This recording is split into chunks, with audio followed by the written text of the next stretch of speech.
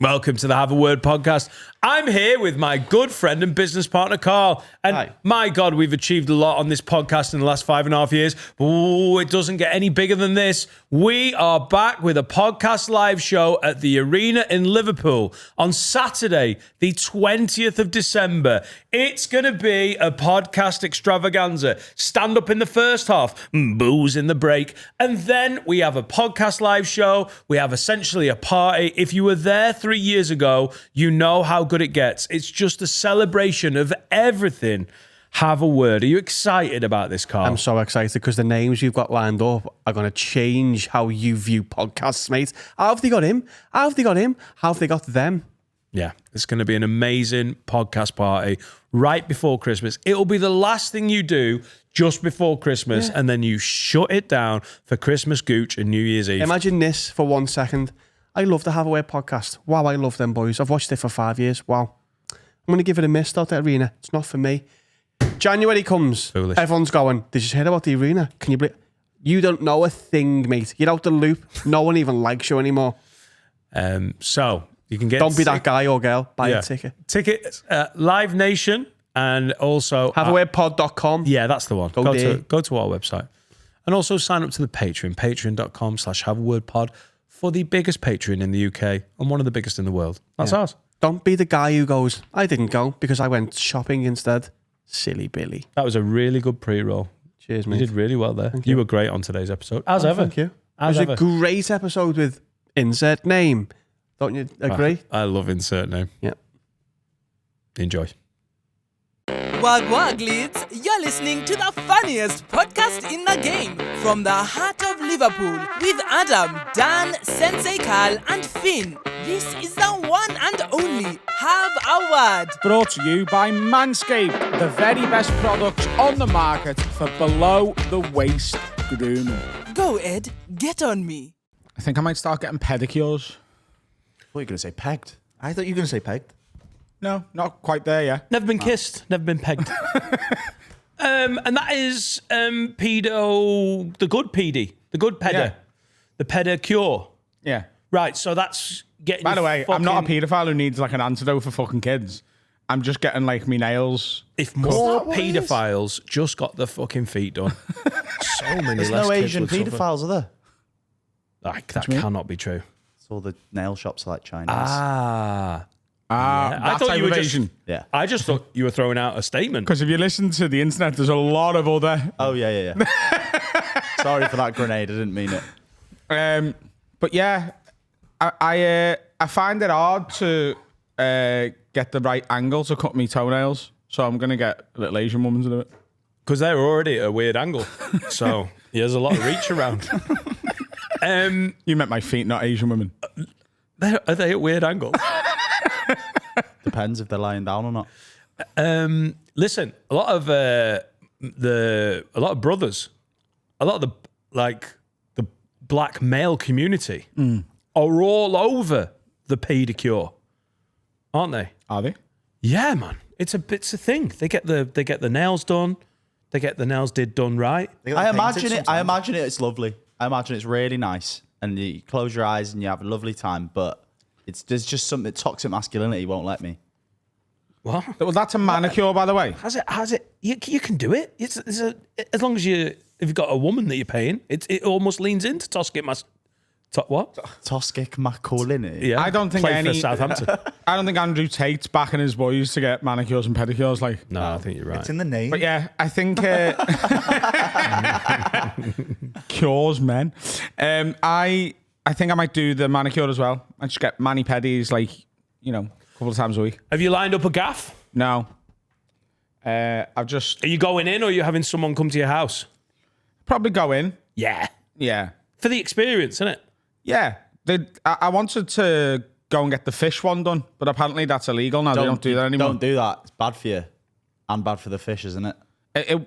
Eating my feet would be bad for the fish. Like, yeah. I think as a psoriasis sufferer, that's like I had all it you can done. eat buffet for the fish. Did you have it done? I had it done in Spain a few years ago. It feels weird. And then afterwards I Googled it. It was like, yeah, you just putting your feet in everyone else's bacteria as well. Like everyone else's feet had been there and they just don't clean it. Yeah, but it's your feet. Who gives a fuck about everyone else's bacteria? If you're getting it done in your face. What if you've got a verruca? Well, I just think if you're going to get, God, yeah. yeah.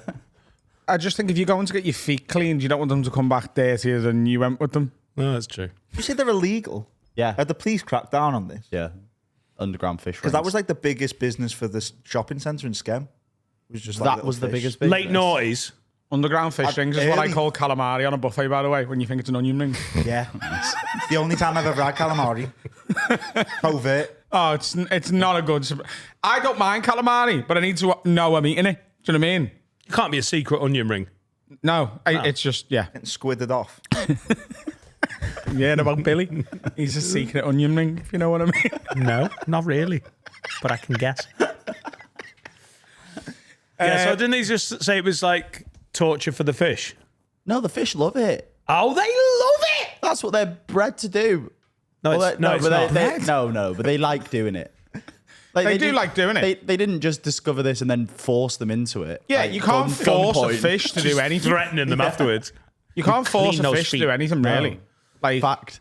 yeah. But, like, it was basically like, you know, it was unhealthy for the fish. It was like just going to the fucking zoo and giving all the monkeys Big Macs. Like, yeah, they'll eat them, but it's not good for them. A feet Big Macs in this scenario. Yeah. Take the gherkin off the foot. Yeah. Like, monkeys will eat, you know, fucking loaded fries. It's a bad idea.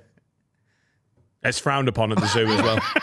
Please don't feed the monkeys loaded fries. Sweet potato fries, maybe. Right, Yeah. okay, so I'd like to come with you on your first trip. Is that all right? Yeah, yeah. Can we make it a pod trip? I'd love to get this. Oh, that would really piss Carl off in Japan if we all got pedicures. Feels like a Carl thing. It feels like the thing he'd slag Adam off for saying he wanted to do. And then do it And in then probably secret. do it, yeah. Yeah. Well, me and Sarah have been doing that for 7 years behind everyone's back. I haven't got a big toe, though, on one of my feet. So I don't know. You mean a Does that- toenail? Whoa. Oh, sorry. Sorry, yeah. Whoa! Yeah. That'd be an aggressive way to deal with an ingrowing toenail. That foot's going to come off. You haven't got a big toe. I haven't got a big toenail on my right. They might be able to do like an aesthetic one. Yeah, like a hair transplant. Oscar Pistorius toes. Nice. Just there's a limit of how much lacquer can make it look like I've got a toenail. What happened there? GCSE results day 1997.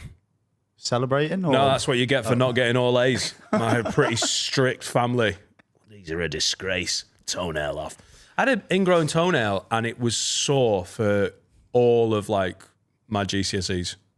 And we were playing footy like all the time. And I'm right footed and just played through it. And then it got so bad it got infected. And then they were like, right, that toenail has to come off. And it is brutal. It's 2 injections in your big toe. And then they get a scalpel and split your big toe and then just yank those 4 bits out. Scoop them out. Fuck me, it hurt. And then they put like chemicals in to stop the toenail growing again and didn't put enough in. So I've got this nubbit that tries to grow out of the left side going, I'm a toenail. You're like, no, you're not. You're an abomination. So I don't know if that's going to get me a discount or if I'm going to pay extra when she's like, oh my God. It's less square footage in it. Yeah, exactly. It's I don't also think they do it by square foot, though. Well, emotional damage. I've got a black, Go on. like little toe. Friend- Hey. Little toenail. Where's it's at sideways and that. But like if I went and got that done, would they just like It'd love swerve it. that? Because they go, oh, that one's. What do you mashed mean? up. What's happened to that one? I've got I a think reason why I've got a gammy I toe. think I've just like someone stood on it or I've like stubbed it. or How long's it something. been black, Harry? A couple weeks, but I thought it'd be gone by now and it hasn't. But normally they just fall off, don't they? Because like Yeah. Powell's toenails fall off all the time. Because footballers' toenails do. They just like their feet are minging. Because there was a fella at Tranmere when he was at Tranmere called Footman, and he'd ask people, he'd pay them loads of money to send photos of the feet, all the footballers. But they were all in League Two, so they all did. When he was born with that name, he had no option. Yeah, exactly. It was nominative determined. That's the great thing about promotion, isn't it? Finally, you have enough money to not send Avoid Footman your gammy feet. I met him. He was great. Hang on, is your toenail black or is your toe black? Toenail. Right, okay. My toe was bruised, but just a little bit. But my toenail has kind of stayed. But the dark. toenail is the face of the toe, isn't it? So it's, you know. Yeah, it's front facing. It's like PR for the Is rest it of the ingrown or is it just hurting? It's not hurting anymore. Yeah, it's just like bruised under it. Right. I've done that on my hand. My this fingernail fell off. Oh, and you're still podcasting, Harry. Fucking a trooper. I know a lad who had an ingrown hair on one of his bollocks and he had to get the bollock off. What? Put me off shaving my bollocks for a while because he got it. You know when like you close shave your bollocks? Yeah. And then you can get ingrown hairs from that, can't you? That's how you get them. And it went in the ball. It wasn't the ball Yeah. bag. It actually, It basically stabbed his bollock. and the bollock had to go. Yeah, he lost one of his bollocks. What happened to Hitler? A ingrown You toenail. should have used a manscaped. There you go, Hitler. Hitler's ingrown hair was word from this 50. side of his mustache. Like it went in there and all the way down him and into his bollock. A ingrown hair's common because I don't think I'd be able to identify one. In a lineup, what do you mean? Like sometimes my hair's hurt, but I'm not sure if that's just a sore hair or if it's ingrown. So I've got one mustache hair that sticks up. No, well that's outgrowing, isn't it? Yeah. Oh, An ingrowing hair is a hair that is growing into you rather than out. It's all in the name, Harry. No, but I thought You've got a lot of outgrowing hairs. They're called hairs. Yeah, but I thought it was like it'd been pushed in a little bit. Right. It's like, No, it's literally growing into you. oh, mad. Yeah. And that's what like girls watch when they get popped out. Yeah. Those videos, yeah. Every time I get me neck done at the barber's, I get them and he'll pull one out and it'll be like, I get them in my neck quite a bit. Aye. But in your balls. Yeah, that's not good. That's a bad way to lose. Anyway's a bad way to lose your bollock, but that feels like a pathetic way to. Oh, lose no, your there's balls. good ways of losing a testicle. You know, saving a drowning family. You lose a ball because of that. I cannot link those two, though, in my head. I can't ad-lib that quick. I don't know how you save. Maybe you've got one really floaty testicle. Can I ask you a question? And you give it up as like a Yeah. Can I ask you a question? Because I think every man's got an answer to this. Like immediate, don't think about it. You got your left ball, your right ball. Yeah. If I said to you right now, got to lose one, which one's gone? left. Yeah, my left one as well. Left as well. Yeah. Ooh, see, I've gone right, but my left one hangs lower. So in my head, I was thinking, tactically, is it worth losing your left one? Because then it's like more compact in it. It's like a convertible. I'd have to, if I was genuinely losing one, I'd check which one wasn't hanging lower. I'd go for the one that's... I need my balls to start drooping more because it's pathetic sometimes. They're just too I think high there'll up. be a day where you rue those words. Yeah. Pretty soon. When they're flapping around my ankles. Yeah. Well, I'm 44, so when's the drop happening? When's it happening? They need to drop. Well, the thing is, they just gradually more and more drop. Like it's not like like women, like basically the menopause, their pussy falls off and then it's done, innit? Do you know what I mean? But Des O'Connor had kids in his 70s. Yeah, so take that, women. I heard the flaps. Sort of, you know, when you hit banging age. I mean, a lot of people call it puberty, but you know, they go out like, ooh, I want that dick. And then when you hit the menopause, it all just sort of goes back in. Like a Venus flytrap. Like a Venus flytrap. Like the most Penis aggressive. flytrap. Like the most aggressive of all the flowers. Yeah, they sort of go, oh, it's game time. No, she's tired now. And then just disappear back in. You had your fun, Maureen. This is going to sound rough. When women hit menopause, are they just like dry as a desert after that point? Well, I have something to say about this, and I'm just going to remember if we're on a public episode. Oh, fuck me, we are. Apparently not. Apparently not for everyone. I thought it was like kindling.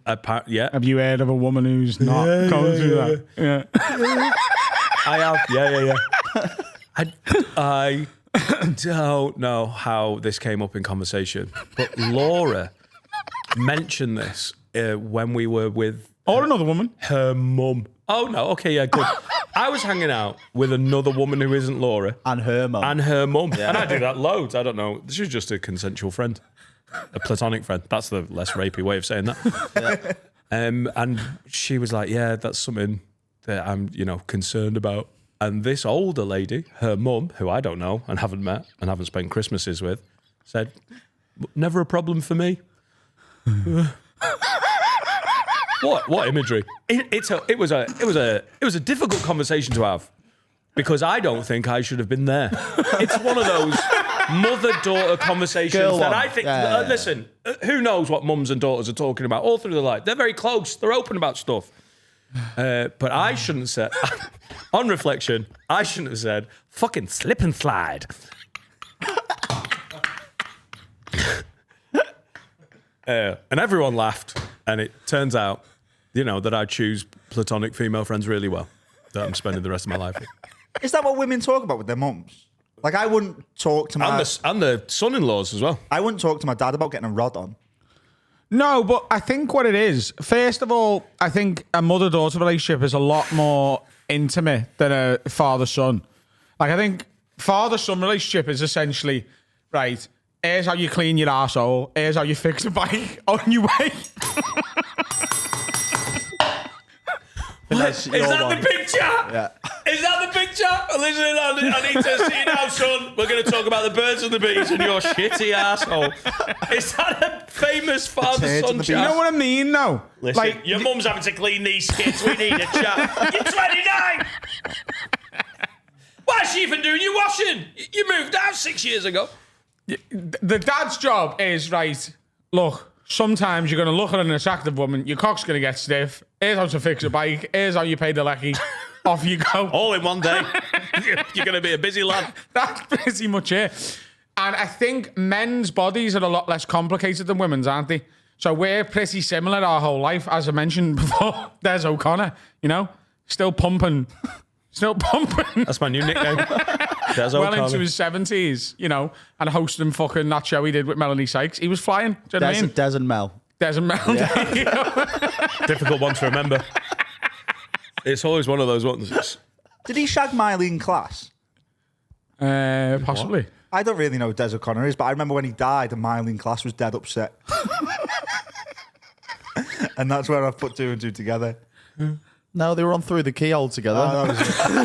Oh, yeah, but what does that really mean? You know what I mean? Euphemism. So, but because women's bodies are more complicated and the closest sort of, copy of their body to them is their mum, I think they do, as their lives go on and things change, because women's bodies are constantly changing, I think their best sort of protocol is go, hey, mum, is me pussy going to fall off?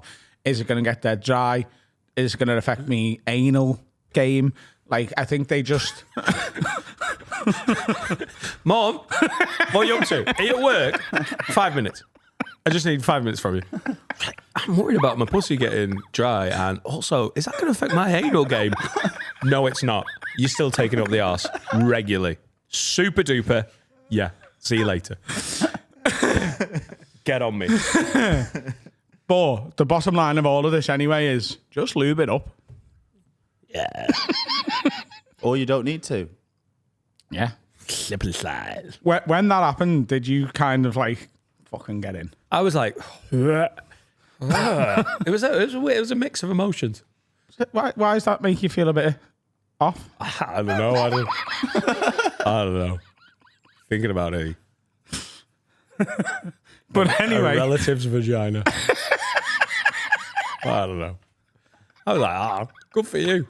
Fucking, I tried to high five her, but slipped straight off.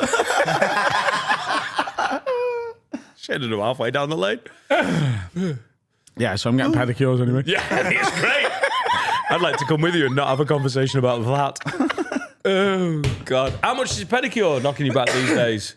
I think it's only like 200-300 quid. Brilliant. I'd guess 30 quid. That's my guess.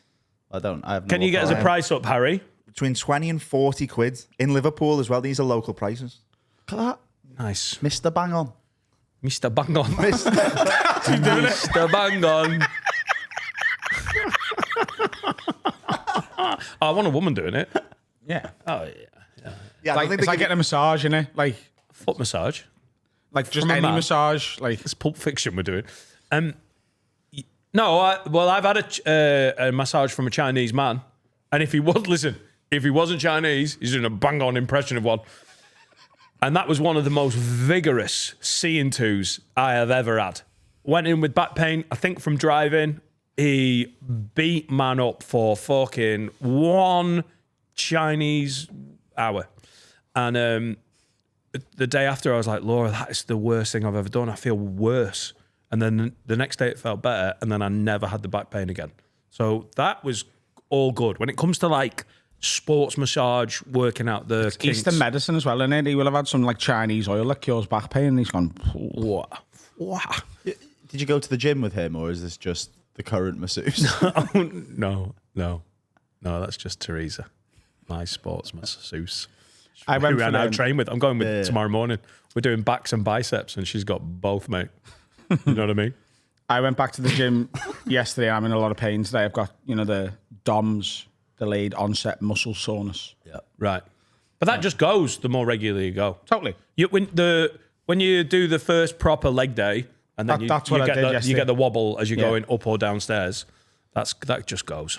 I think the fact that I went and had 4 pints after the gym yesterday probably Which is didn't help recovery. what they ask you to do, isn't it? Now you've trained. Yeah, and I never mean about amino acids and protein. You need 4 pints of Guinness. Stat. I got a massage the other day. Listen to this, right? So I've had a great week off, by the way. Thank you for accommodating a little week off there. Well, it was nice to have Jamie in. I went and got a massage. We've been staying at the Hope Street Hotel.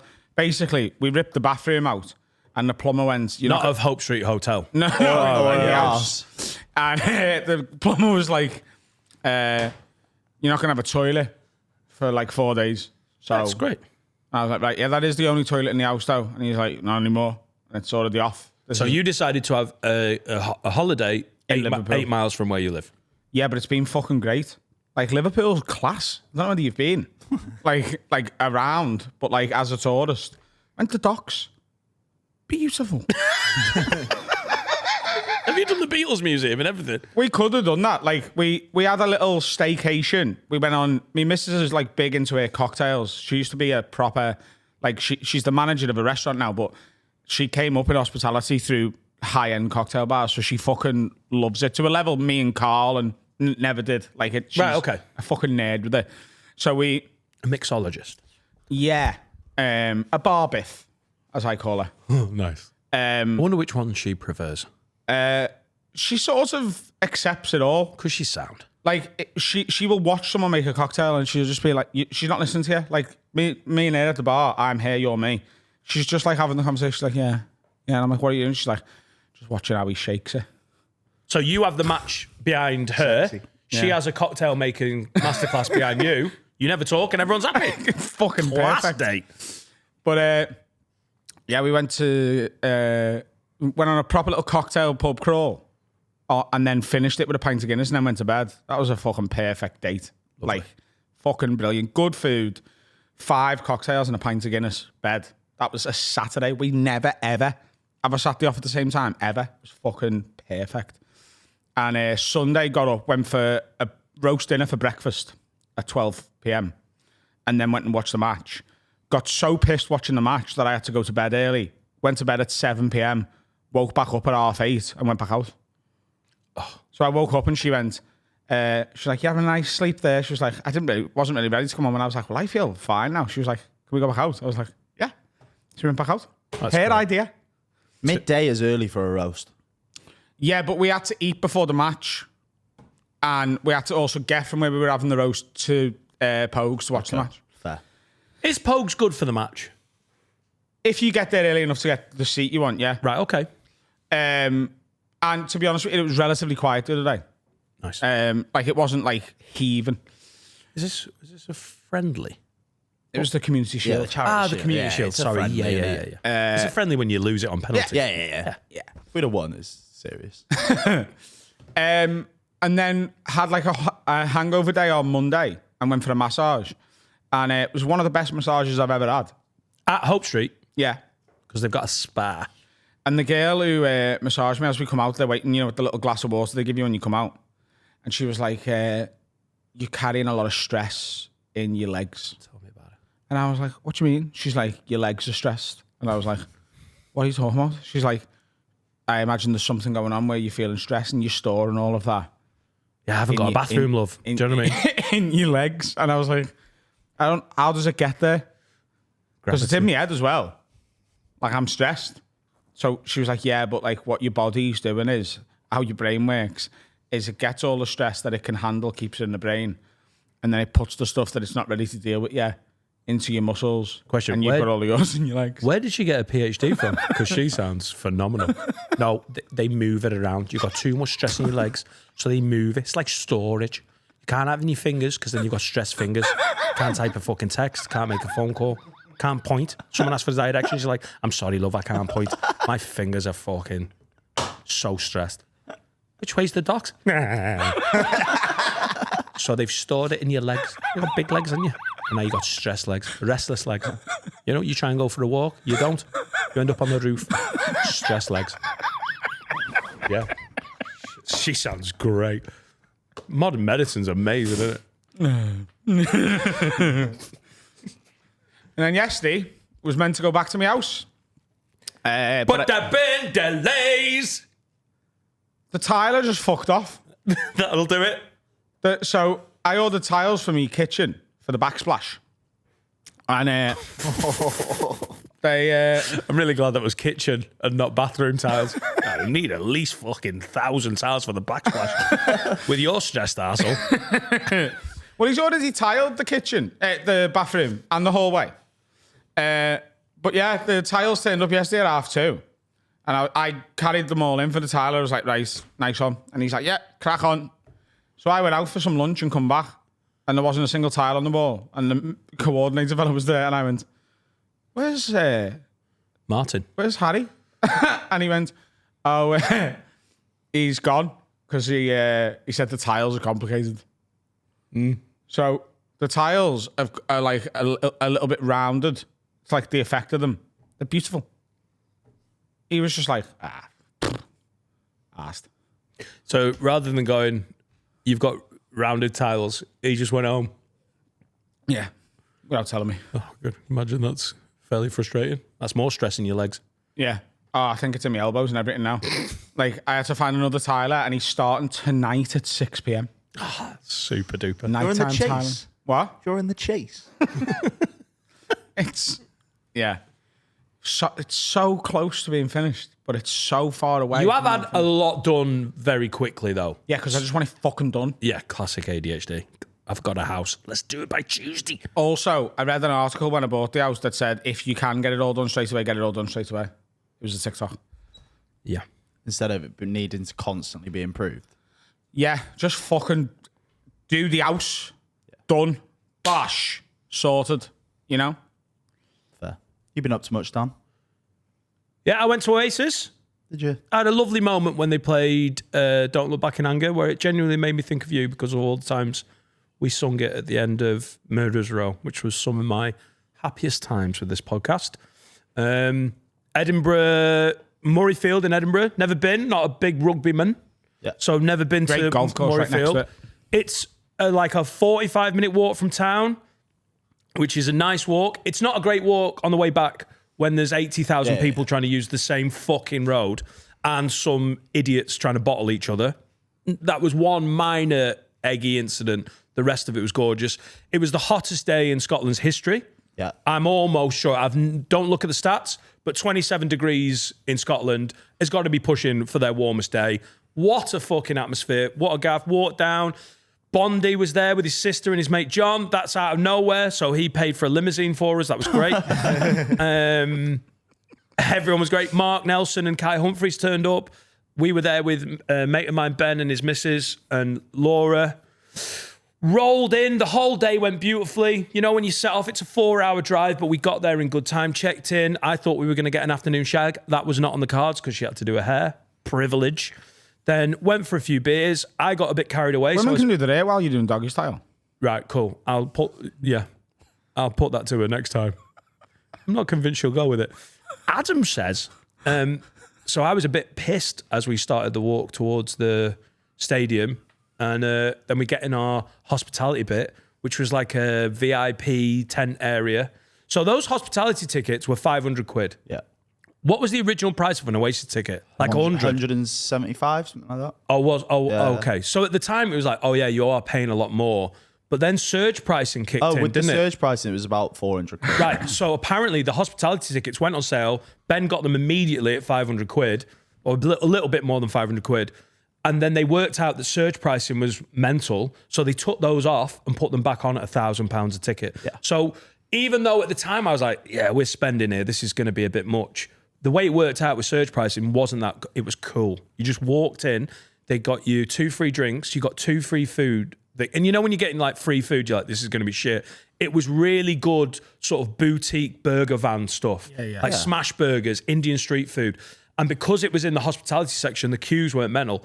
If you'd have said at that point, and I know to Oasis fans, this will be so annoying, but the day had gone so beautifully. The weather was gorgeous. The atmosphere. If they'd cancelled the gig. If they'd have gone, hey, the stadium's on fire. You've got to stay here and get pissed. I'd have been like, it was beautiful. Really good little festival vibe.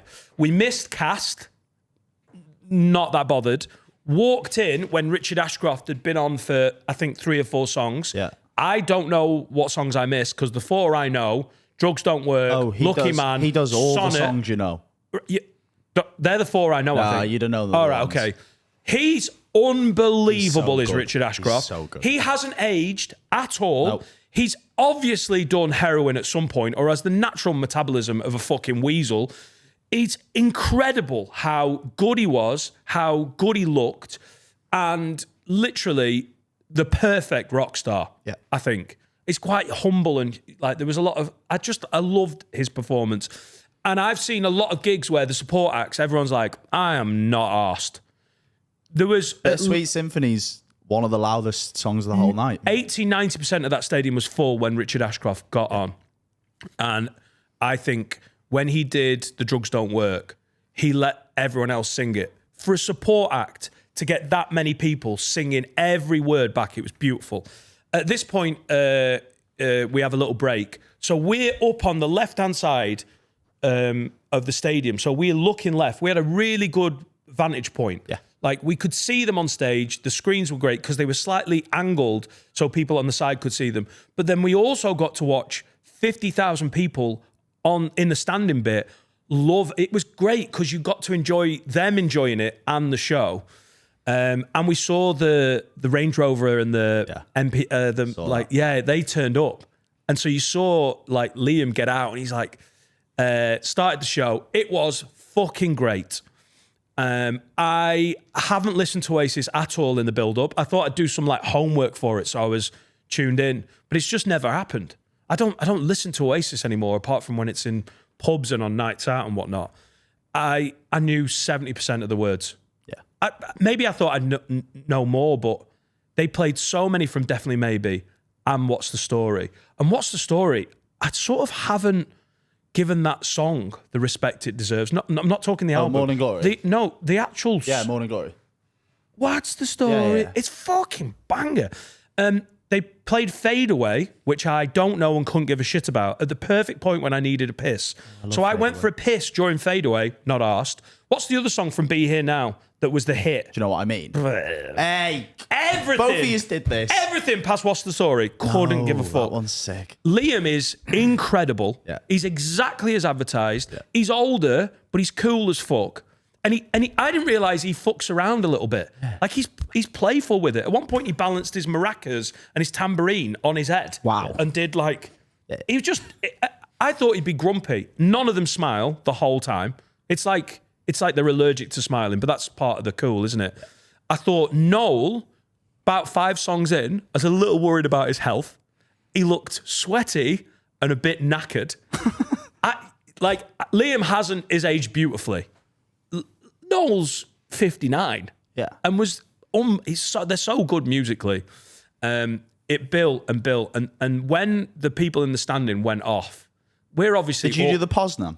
We did the Poznan. Yeah. That was kind of cool. I didn't do that. The Poznan's not as fun when you're only like 14 rows from the back. Yeah. So I did the Poznan for a bit and then I sort of want to see you just this do it many till they people start do the Poznan.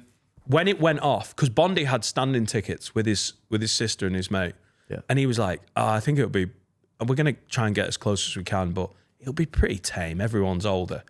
I was like, Bondi, I don't think it will be tame because I've seen the social media clips. Like everyone goes for it. Like it's bouncing. Yeah. He's like, it'll be absolutely fine. What's the first song when it goes? Hello. Is it's the first song. Right. And then it's Rock and Roll Star. On Rock and Roll Pretty Star, solid start. they were fucking bouncing. It's Hello, then Acquiesce. Shit, sorry. Hello, Acquiesce then. You fucking dum-dum. When it first goes off, Sorry. everyone was going mental and there was beers going everywhere. Someone chucked a beer from behind us just trying to get in the spirit of it. And you're like, not really, mate. We're in the upper tier. You've paid 500 quid. You could just chill out a little bit. It's fine. It's not the end of the world. I loved it. And the only other stadium tour I've ever seen was Luke Combs, which was incredible. But it's well better when you know 90% of the songs. Yeah. Like That's why I enjoy Luke Combs Yeah. more than anyone else did that day. I thought Luke Combs was great, but when you know 2 songs, it was really good. And Laura had a lot of money spent on her for that ticket, and the hotel was expensive. And I said, "What do you think?" And she went, "It's pretty good. It's some of the worst money I've ever spent." She enjoyed it, but she was like, "Yeah, it's pretty good." But she doesn't like being out of the house. That's true. And that is very out of the house. Yeah, that's as out of the house as you can get. So maybe that will be... We had a couple of moments where, like, on the... Yeah, it was nice being there with her, but value for the money we spent on Laura's ticket and hotel, probably not the best investment. Yeah, it's fine. Yeah. But I did get to do a doggy style where she did her hair, so... After the gig? Lucky man. I really enjoyed it, and I thought of you. Thank you. It was nice. Also, the fucking moon came up. There was the castle. It was a stunning place to see. I thought it was mental that Mark... Day became night. Day became night. I think if you asked Laura what was the best bit, she was like, "Oh, that was a lovely orange moon." The outfits of your gang. Yours was... I really liked your top. Hasn't Carl got that top? I think. Has he? Oh, I don't know. I don't think so. I went in JD and I was like, I want something Really that looks nice. right. Like a black Adidas Classics. Yeah. Kai was in some mad Newcastle top. And then Mark was wearing He wore, a I think, A the Newcastle Charlatans away kit from parka. 1998. Kai turned up, already spannered with his new fucking hair, with a like one of those mid-90s bucket hats with all the smiley faces on that Simpletons took ecstasy to in 1994. He was so happy. Mark Nelson being at Oasis, it's like Down syndrome kids meeting John Cena. It's unreal how happy it makes him. I almost want Oasis to keep touring. Mark Nelson, he is quite a joyful person, but his comedy is dark, isn't it? Yeah. And he's one of my favourite comedians. But he's not going, "Oh, do you know what I fucking love?" He's like, he's got evil within him. And that's why he's such a brilliant joke writer. He's so elated at being, like when we all met up. Hasn't he been like 4 times this week? He's been to all three of the Scottish shows. So saw Laura, and Laura was like, "Oh, hi, Mark. You know, you're looking forward to it." And he went, "I'm just so happy that you get to see it." And I was like, "Well, Laura will be looking at the moon." So, he bought was it a pretty Charlatans? Was it a Charlatan Parker Recreation? Yeah, it was 27 degrees, and he wore it the whole walk down. Great, really into it. I don't know who. I'd like to go and see Stadium Acts again. I don't know who will better that in terms of like I'm not into a band enough. Yeah. I probably haven't been into a band enough. A stadium, enough you have Oasis. for a stadium show. This is maybe a personal thing anyway. I only really enjoy live music when I know the words.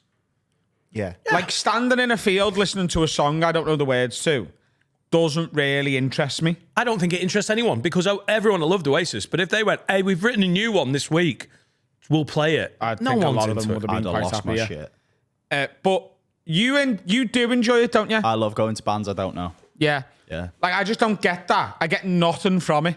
You want the collective I anthemic experience. I do understand what you mean. It is nice to sing along in like a communal thing. Well, you told me going to see Oasis is like the biggest sing-along you'll ever go to. Yeah. And it is. Yeah, you can barely hear him some of the time. It's just a sing along. Zach Bryan in Hyde Park, because obviously he's probably the biggest country star at the minute, and he doesn't really sort of see himself as a country star. He wants to just be a musician.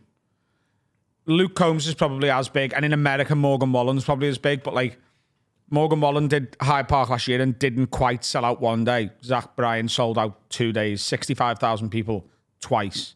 Now, it's not Oasis levels, but that is still... Oh, yeah. That is absurd. Silly. And I thought it'd have a lot of casuals and just be people who were just, "Oh, he's the new guy." 65,000 people knew almost every word to almost every song. That's the one, isn't it? And You want to be with the that diehards. makes a stadium, and obviously that's a park show, but it's the same sort of vibe, isn't it? That makes a stadium show fun and good when you know the words and everyone, when the atmosphere is like that. I sometimes struggle with the support acts when no one knows. It's just sometimes a bit tough to watch someone perform to 65,000 people who are just looking at them. Also, sometimes you're like, surely the band have a say in who's supporting them. Yeah. It's not just the touring promoter. Because Asian Dub Foundation supported Radiohead when I saw them in 2003. And Radiohead fans are very meek and mild. And everyone just stared out Asian Dub Foundation. It was a bad booking. Like, no one was being a cunt about it. It's not in Radiohead fans' nature. But it was like, what are we doing here? That is like the Verve, Richard Ashcroft before Oasis. It's perfect, isn't it? Fucking perfect. The only change I would have made would take Castaway, put Ocean Colour Scene there. And that is the strongest support of Oasis possible. Yeah.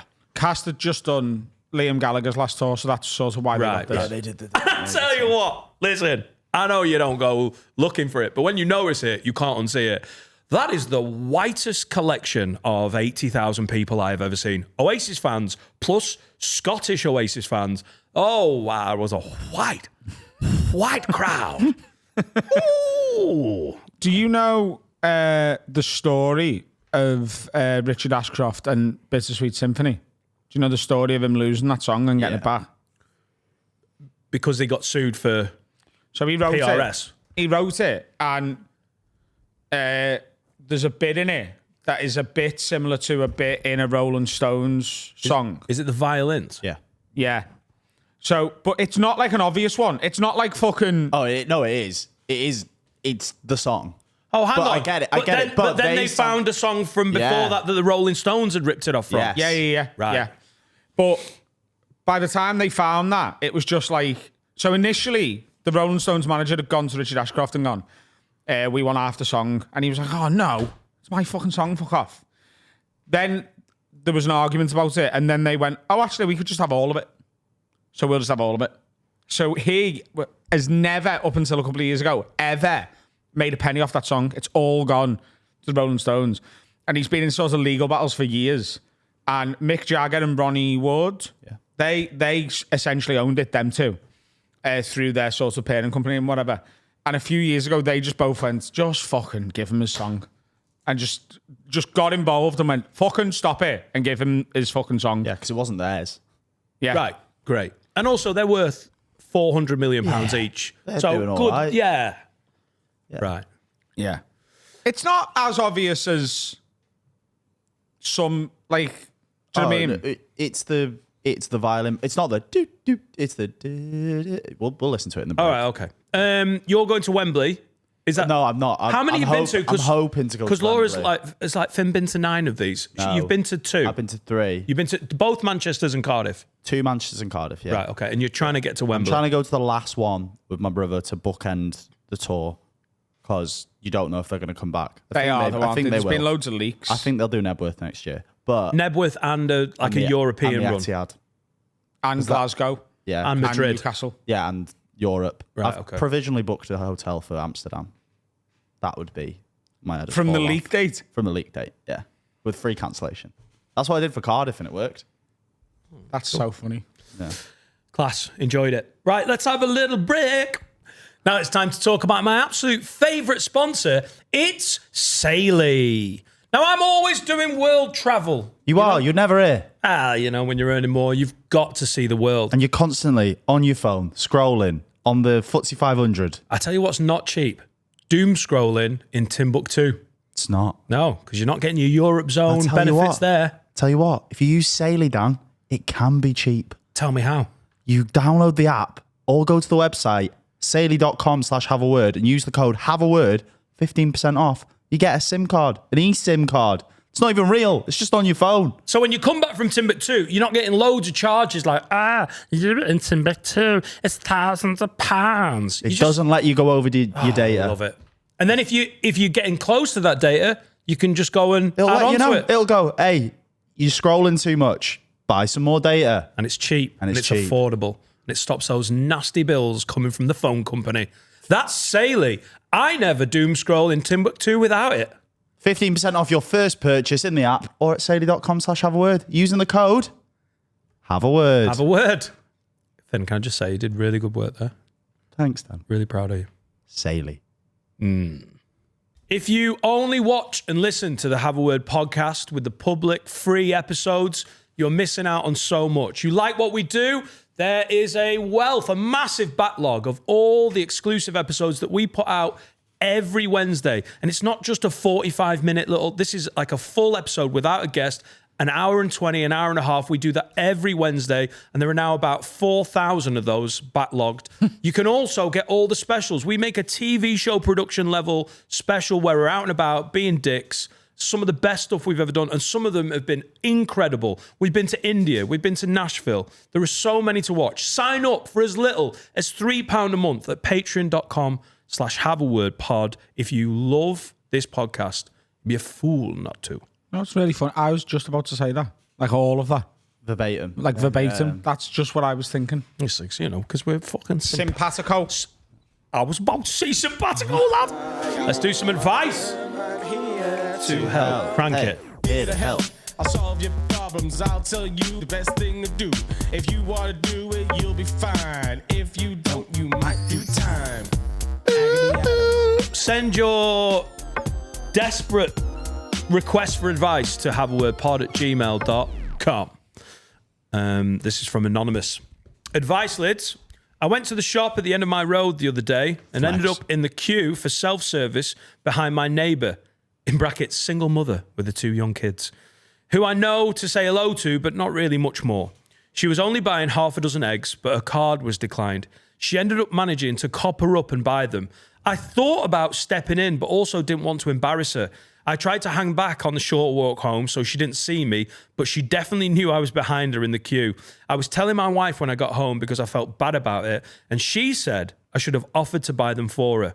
What do you lads think? Should I have stepped in? And if so, how do I make it up to her? Yes.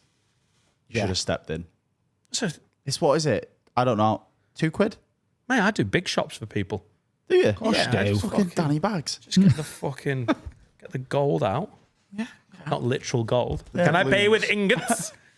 If anyone's struggling for the It's a couple of quid. It doesn't just bosh. It makes you feel like a baller as well. bash, as long as you say bosh as you tap it. You just do it in a way that isn't embarrassing to them. Like if you go, got no money. Can't afford eggs, can we? Don't do I'll that. box it off. Don't worry. Go on. Yeah, don't You laugh skin as you twat. do it. Pathetic. I have chickens at home. Bosh. Last night, I was walking through town. I went to the cinema and I was walking through town. It was like 11:30. Is this an anecdote, Finn? It's an anecdote. Oh, I'm buckling up for this one.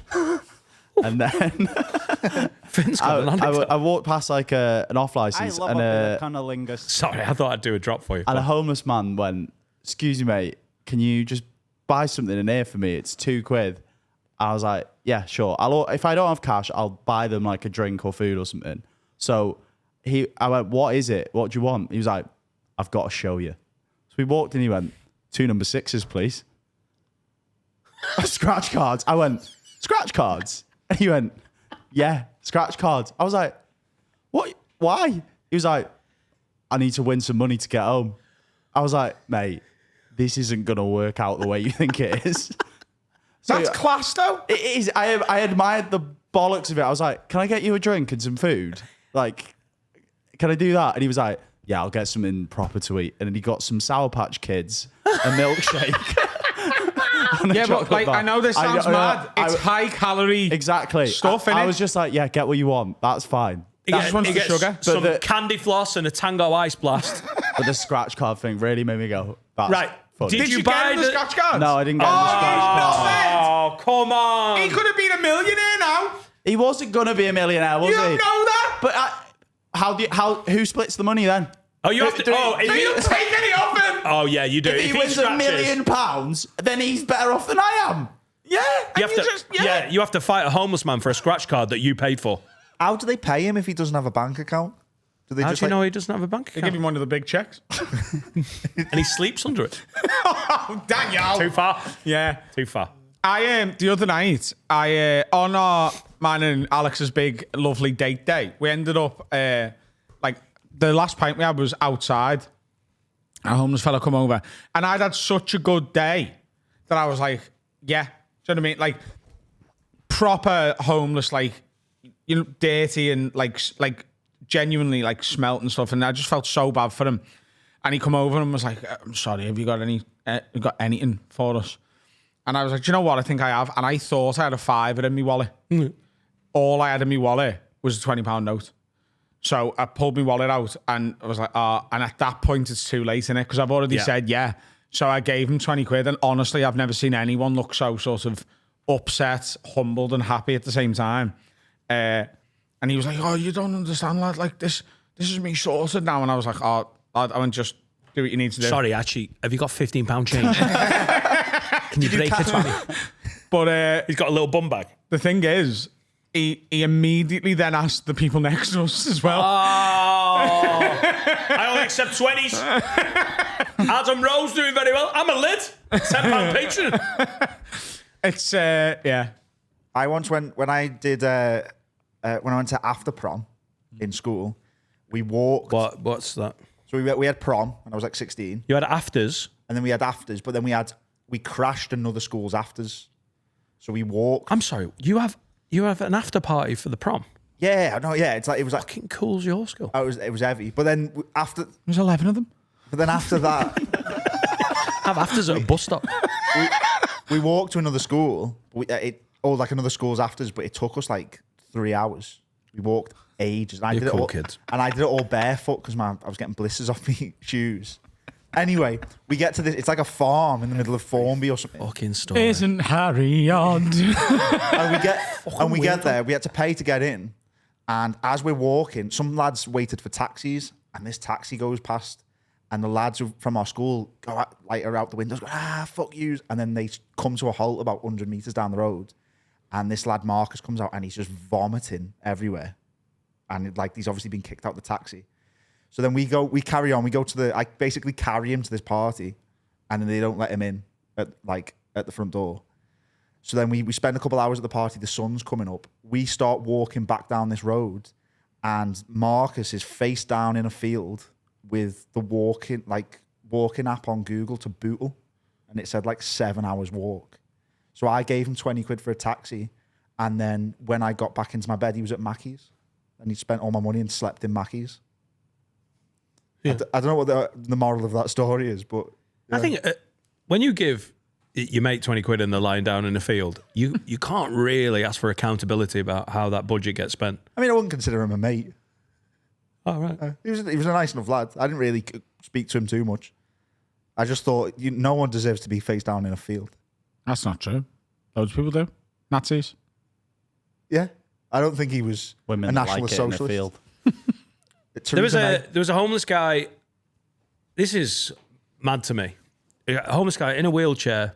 You know when they, sit next to the cash point, so you have to do a guilt-ridden cash point, and part of me is like, oh, this makes it super awkward. But at the same time, you're like, it's kind of smart as well, isn't it? I suppose you're going to where people are getting cash out. What I found confusing, because again, he was no messing around. This wasn't fakies. You know, sometimes with the big issue, you're like, you don't look. This guy was full look, definitely homeless, definitely needed the money. But we were at the motorway services in Wetherby. So I don't... No way. It was very confusing visual as you're like, right, everything about this looks right, but we're just off the M1. So I don't know. How we got there? It was really confusing. Yeah, I know. I get that. Yeah. I think that should be against the rules, that though. It's like spawn camping, innit? Being by the ATM. What do you mean?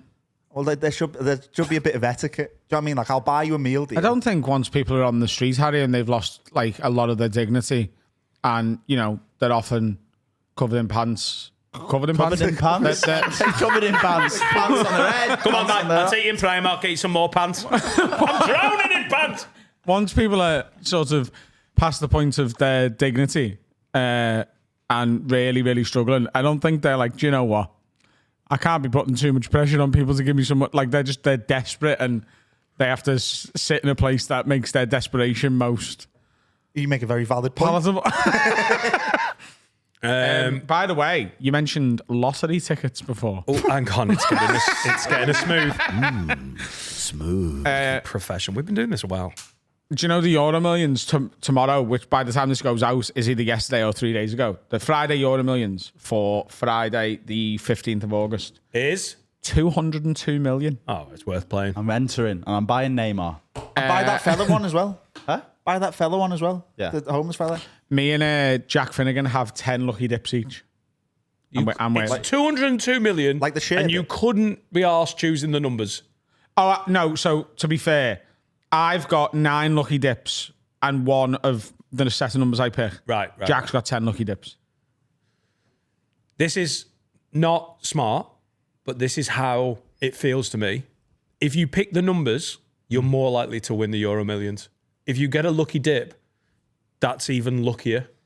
Like I honestly, I know that sounds stupid, but if you get to go, this seems like a sensible, and these numbers are important to me, or they're in the sequence that I like putting a lucky dip on and then winning the Euro Millions. I know mathematically there's probably no bigger chance, but it feels like that would be more of a fluke. Could you Google something for me, Harry? Can you Google, or it might be a chat GPT thing, just ask, can you check whether my lottery numbers have ever been the winning lottery numbers? That's definitely a thing. Lottery checker. What? Just because I've got my Euro Millions numbers that I do Yeah. every single time. Right, pull them out. First one. 7, 7. Second ball. 11, Yep. 27, Yep. Any reason for this? 31, 31's in mine. Yep. and 33. Yep. And my 2-star numbers are 2 and 9. Not gonna lie, this only has 6 balls on it. Right, yeah, because that's not the Euro Millions. You're checking the normal national I lottery. am just checking the normal national lottery. Yeah. I didn't know there was. Just check that. Check I that didn't know there one. was a See if that different- one's ever come up. If you did those numbers, What? Well, hang on. What's the 6th number? 2, No, so the 6th number would actually be 29. 24. Why do I feel actual suspense? Because it would be bad if he had won the lottery and he didn't put it on. Lottery. He won So the lottery. if you put it on in 1999, you would have got 4 matching numbers. Wow. That's money. Yeah, the most you've ever got. But would you'd have be been a weird 7-year-old. 4 matching numbers, which is like, that's a lot though, isn't it? That's like, No. It's probably a couple of grand. that's loads. Right. You do loads with a couple of grand. You can, yeah. Yeah. Right, next one. Jess says, hey guys, need some advice relating to separating the art from the artist. I've had 2 rather large tattoos done by someone when I was in my early 20s. A couple of years after, it came out that my tattoo artist had been arrested for having child porn on his computer. Now it's going to cost a lot to have these covered up. Obviously, no one knows it's him that's done them, but it still feels icky. Opinions what the on tattoo whether... is, doesn't it? Opinions on whether... It's a child getting bummed. It's massive. Opinions on whether I should get these covered up or live with the frankly good artwork. Love the pod. I'm from Jays. Nice to speak to Would it someone bother who's you listening. if whoever done your Runty one came out as nonsense? Dean was a Dean was a paedophile. paedophile. If Dean Coughlin had child porn on his computer, I would feel a little disappointed. But it's mainly because I've done, 2 tours with him rather than the R.I.P. Runty. Iraq. No one... Band of brothers, mate. We're in there. Do you remember Fallujah, Dean? Stop looking at that muck online. Muck. I think Adam's right. It The depends. R.I.P. running on my arse. I forget I've got it. Yeah. You never look at your own arse cheek. Speak for yourself. It's very rare that I look at my own arse cheek and if I'm going to have a pedo's tattoo on my bum, which is not, that's the best place for it. Do you get your ass out in changing rooms? Do other people see that? You know when you're at the gym, are you getting your knob out in the changing room and your ass? Yeah. So other people see it. Other people see it. My wife And sees it. are you conscious of that though? Like when you're in the changing room, your ass out, are you like, I've got a pig on me bum? It was done live on stage very quickly. In front of people who got it though. Like old Billy at the gym. Old Billy. And he looks at arses. Old gay Billy. He doesn't even work out. Got an off-peak membership, just stares at arseholes all day. I'd like it touched up because I'm aware that people are clocking it and it looks like a meat stamp. You know when you... But what? You know, on like not gonna look much better, is it? You know the hanging pigs? Yeah. This is where I don't know what I'm talking about. Don't they have like a... In a butcher's. In a butcher's, they have like a... Oh, that's just from... Like a brand. Right, yeah. It feels like I've just been branded on my buttocks. I'd like to get it touched up, and I've said it on the podcast before. And then some tattoo artists are like, "Oh yeah, come to Barrow and get it done." And what I want is a Chester tattoo artist to tidy it up. But I also don't want to go into a tattoo artist because they're all cool and indie, and and I don't want to be like, "Hi, I'm a dickhead, and I have R.I.P. Runty on my buttocks." I hardly see it, but I'd like to get it tidied up for old gay Bill at the gym. So I'd want a local tattoo artist to Northwest to make it nice. You know what I mean? Make it good. Yeah. To be fair, looking weathered is part of the charm of it, though, isn't it? That's why you have tattoos for But ages. at one point, I laughed, and Dean, needle went. Do you know who did your tattoos? Did you have a tattoo person? Because both of mine could be nonsense. I don't know. This was a fella in Southport next to a cat cafe. So there's a high chance he's not. This was a Spanish fella in town, and then this was a tattoo artist that I actually went to in New York. But that was that's because my grant had come in and I'd gone. But like if it come out that he was a paedophile, I'd be like, oh no, he's done good artwork. But if he was like bumming kids as he was doing it, I'd be like, well, maybe. It'd be think you weird should if have you got noticed that. the tattoo finished when you're like, yeah, that was uncomfortable. If it had come out afterwards, it was like when he kept on doing the ink, there was a child under the table. Then Now, Adam, obviously you're going to be a tatsman Yeah. real soon, and that's something you said 2 weeks ago and probably have forgotten about, but we haven't. Are you? Obviously, you've got to do a little bit of research. Like research. Have you got a tattoo artist in mind? Someone sent me a fella in Nashville who does really good cowboys It's just and horses. I want a horse sleeve. oh no, oh no. like Michael Mulpergo. Full one horse, or many horses. Not just one horse. They're sort of like several pictures of the same horse. One horse.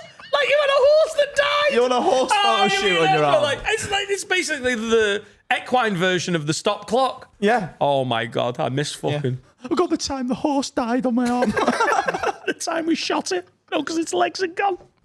And then a bit of glue. That's what we turned him into. I just think That's a snake. A really long winding horse. Beatles. Yeah, I thought that. Are you getting this done? I like the idea of it. Oh yeah. I do. I would go with some sort of Western one to start, and then the other one, Eastern. I don't know, Pokemon or something. Yeah, Easton. Yeah. I'm very excited. Yeah. I'm, by the way, fully behind you. I'm not coming for that as well. Pedicure, I'll sit right next to you. I get asked this question a lot. If one of the Gallaghers turned out to be a proper wrong 'un, Yeah. would I still listen to them? I'll put that to you. So is Zach Bryan your number one at the minute? Yeah. If he turned out to be a proper wrong 'un, would you still listen? So to him? I'm doing a bit about this on stage at the minute. Because Zach Bryan has been sort of outed by a couple of his exes as just a bit of a knob. Yeah, he cheats on people, doesn't he? Yeah, and he's like when he's drunk, if there was ever proper accusations of like violence or truly upon and stuff, I think he's a bit of a dick, Yeah. especially after the drink. From what, if you believe the internet, do you know what I mean? And there's not really any denials of it, and none of his mates have come out and gone, "Hey, Yeah. he's not like that." He's quite clearly a bit of a knob, but it's not enough for me to stop. That's the bit at the minute is I'm still listening because it's not enough. Whereas like Michael Jackson and R. Kelly, if you fuck a kid or piss someone, that's it. You're off my Spotify list. I know, but Billie Jean's so good, isn't it? Michael Jackson only did spooning as well, didn't he? No. We've said it He before. fucked kids in the bum with his cock. Oh, that changes. Allegedly. Didn't he? Thriller, though. I think it depends as well because it's like you can't watch the Bill Cosby show. I don't. It'd be weird if he started now. Yeah. Or like I don't know what all the fuss is about. I stopped watching House of Cards when Yeah. Yeah, when you finished it. No. Yeah, so did I. It only came out he was a wrong un after he No. they killed him off. They killed him off. No, they killed him off because it came out that he's wrong. Yeah, that's Yeah, what I but he's- mean. But he I'd was- already watched it to that point. I was Right, watching okay. it live. Yeah, but he was good as well. Yeah, but that was the really best cancellation ever. When you're like, first 3 series were great, weren't they? Oh, he's a wrong un. Ah, that's fine. They tied it off nicely. But I think if you don't see their face, you can kind of. Do you know what I mean? So Like, you're watching the Cosby Show, but you just blur your Yeah, eyes. I can listen to a Cosby audio book. No, you can't. The pudding and that's what he says, isn't it? The pudding. The pudding, and you can listen to that and go. Oh, the pudding and the This is banging. Yeah. Oh, hang on. I stopped this audio book. You're into a lot of audio books these days, yeah? I just Bill Cosby ones. Yeah, yeah. Yeah. Bill Cosby. The pudding. That's what he did to me. And that girl from That's So Raven was on it. This episode is sponsored by Bill Cosby audiobooks. Come on. They're a great listen. Just don't look at him. That could be anyone talking about pudding. Blur your eyes when you're listening to them. Let's have a break. Oh, yeah. Sure. Break.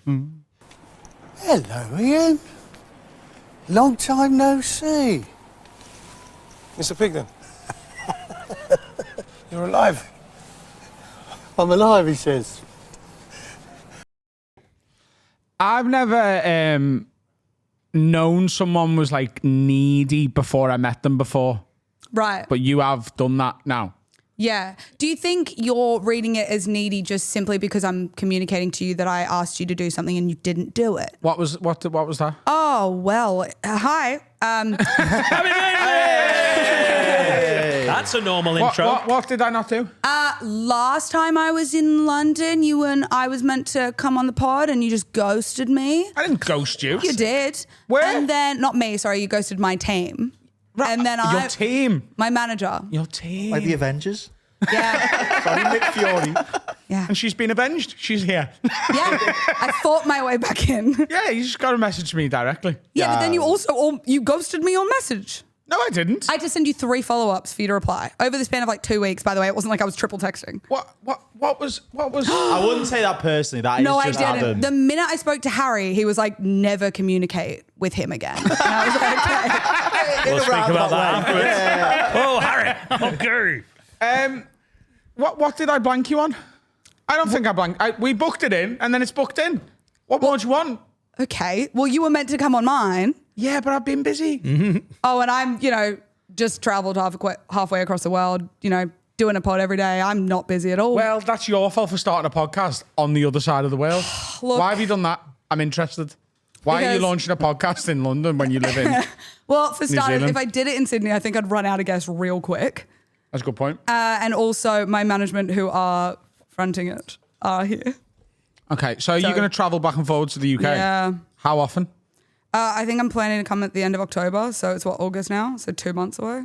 Okay, and then would you be back in December? And then again February? Possibly, yeah. It does also depend on the OG shooting schedule because there's 4 other guys that I have to fit in with. Okay. But Hamo goes on tour a lot and the others like to live in Bali randomly. So Okay. it's a lot. But also I'm trying to convince them all to move here because I'm like, guys, Sydney's tapped out. We need to move. Sydney's shit, guys. Get to fucking the UK. Yeah. That's where They're it's in at. Bali. Yeah. Sounds Australia was a bit underwhelming when I went. Okay, I'm allowed to say it. Like, it's not worth the distance. It just isn't. Where did you go? I went to Sydney For how long? about a week. Okay, that's longer than I expected. I went to Melbourne. Yeah. Yeah. Melbourne's Yeah. fine. Manchester by the sea. Meh. Yeah. Went to Brisbane. All right. Bit pointless. It's just a lot of guys with no shirts and thongs on, kind of just with Southern Cross tattoos. Yeah, and then maybe, a deadly poisonous spider. Maybe. They're not. Maybe. Okay. It's more likely than it is in, I don't know, Luton. Luton? And then I Such a went to relevant Perth. example for me. Thank And then you. I went to Perth Okay, well, Perth was a waste of fucking time. Why did you go to Perth? to do comedy. It's my job. Good music in Perth, isn't there? Yeah. Is there? Yeah. I personally have actually never been to Perth because it's such a waste of time. What? How do you It's know? so small. It's literally it's the smallest city and there's Yeah. nothing around it. Like Western Australia, the state Yeah. is huge, but Perth is this tiny little dot, and then there's like fuck all Is around. it like a Asia. 5-hour flight from 6 Australia? hours? Oh, It's yeah, from God. Australia. From Sydney. Yeah, so it's actually the same distance from, I would say, the flight is like 6 hours, and to get from Sydney to Perth, and the flight from Sydney to Bali is 6.5. So it's like, why would you bother?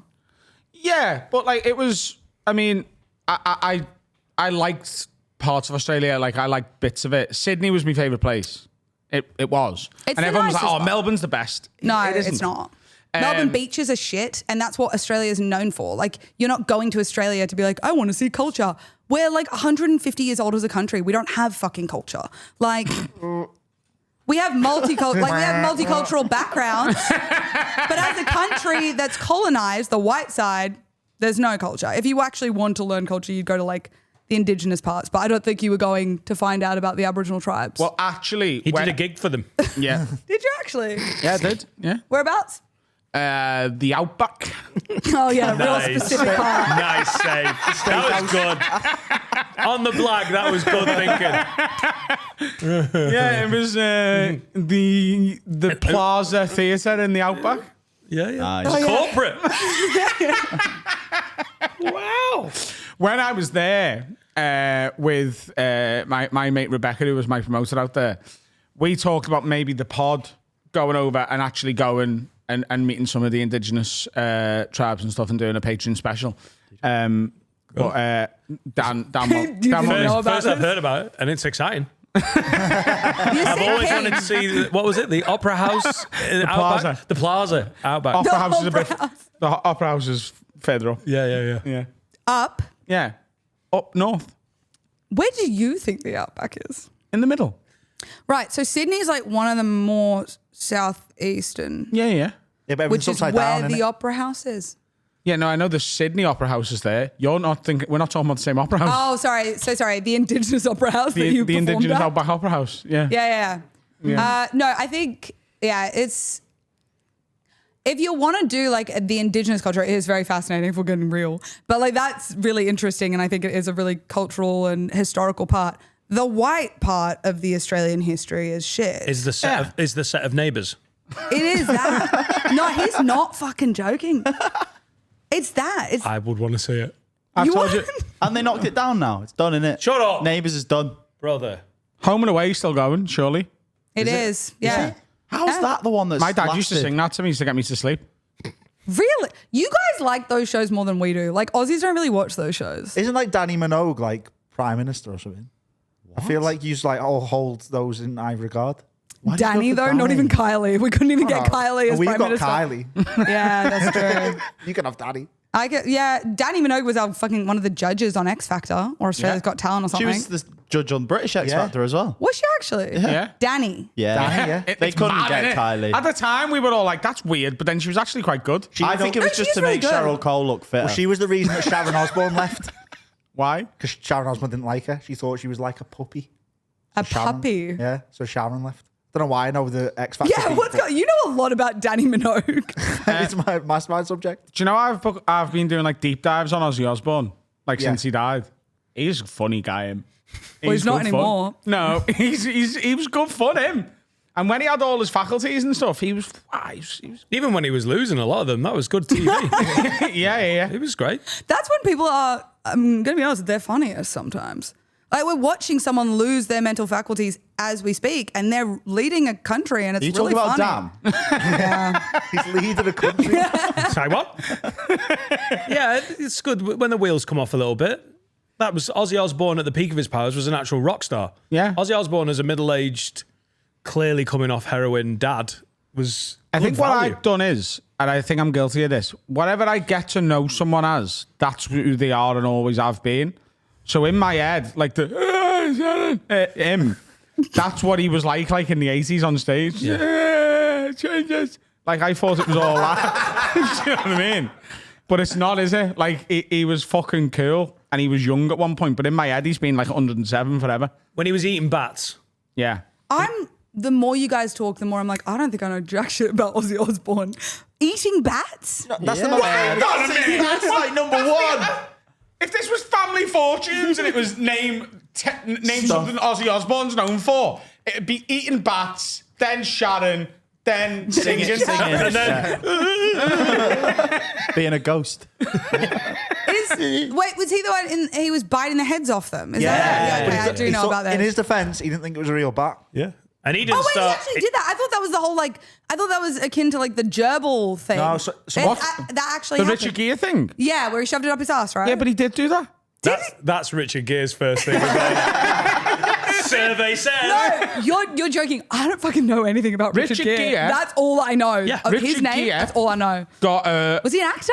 Is he an actor? Is he still alive? very famous actor. Oh man, Right. he's in Chicago. What? I watched that the other night. I didn't realise he was the he? hamster He's the fella. lawyer. He was the gerbil fella. Yeah, I Who's didn't know. Who is he in Chicago? The lawyer. The lawyer, the Fuck tap dancing off. one. That's Richard Gere. I only know his name because of the hamster thing. Yeah, he got a hamster. He put it in a Hoover, like a vacuum cleaner, and then he put it on reverse and blew it up his ass. How have you added to that?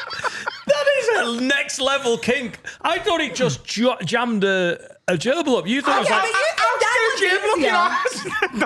To be fair, I thought the same thing. I thought he just jammed up there, and I did often think, "How's he done this?" No, he put Genuinely. the pipe of the Henry Hoover up his ass and then put it on reverse and blew it into his bumhole. Yeah, and he ended up in hospital with it, apparently. Yeah, I yeah. mean, it says it's an urban legend, but The I think hamster it made a took nest. PR. There was loads of them up there.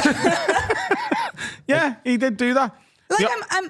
I understand why it could be an urban legend, but that's too specific to be a lie.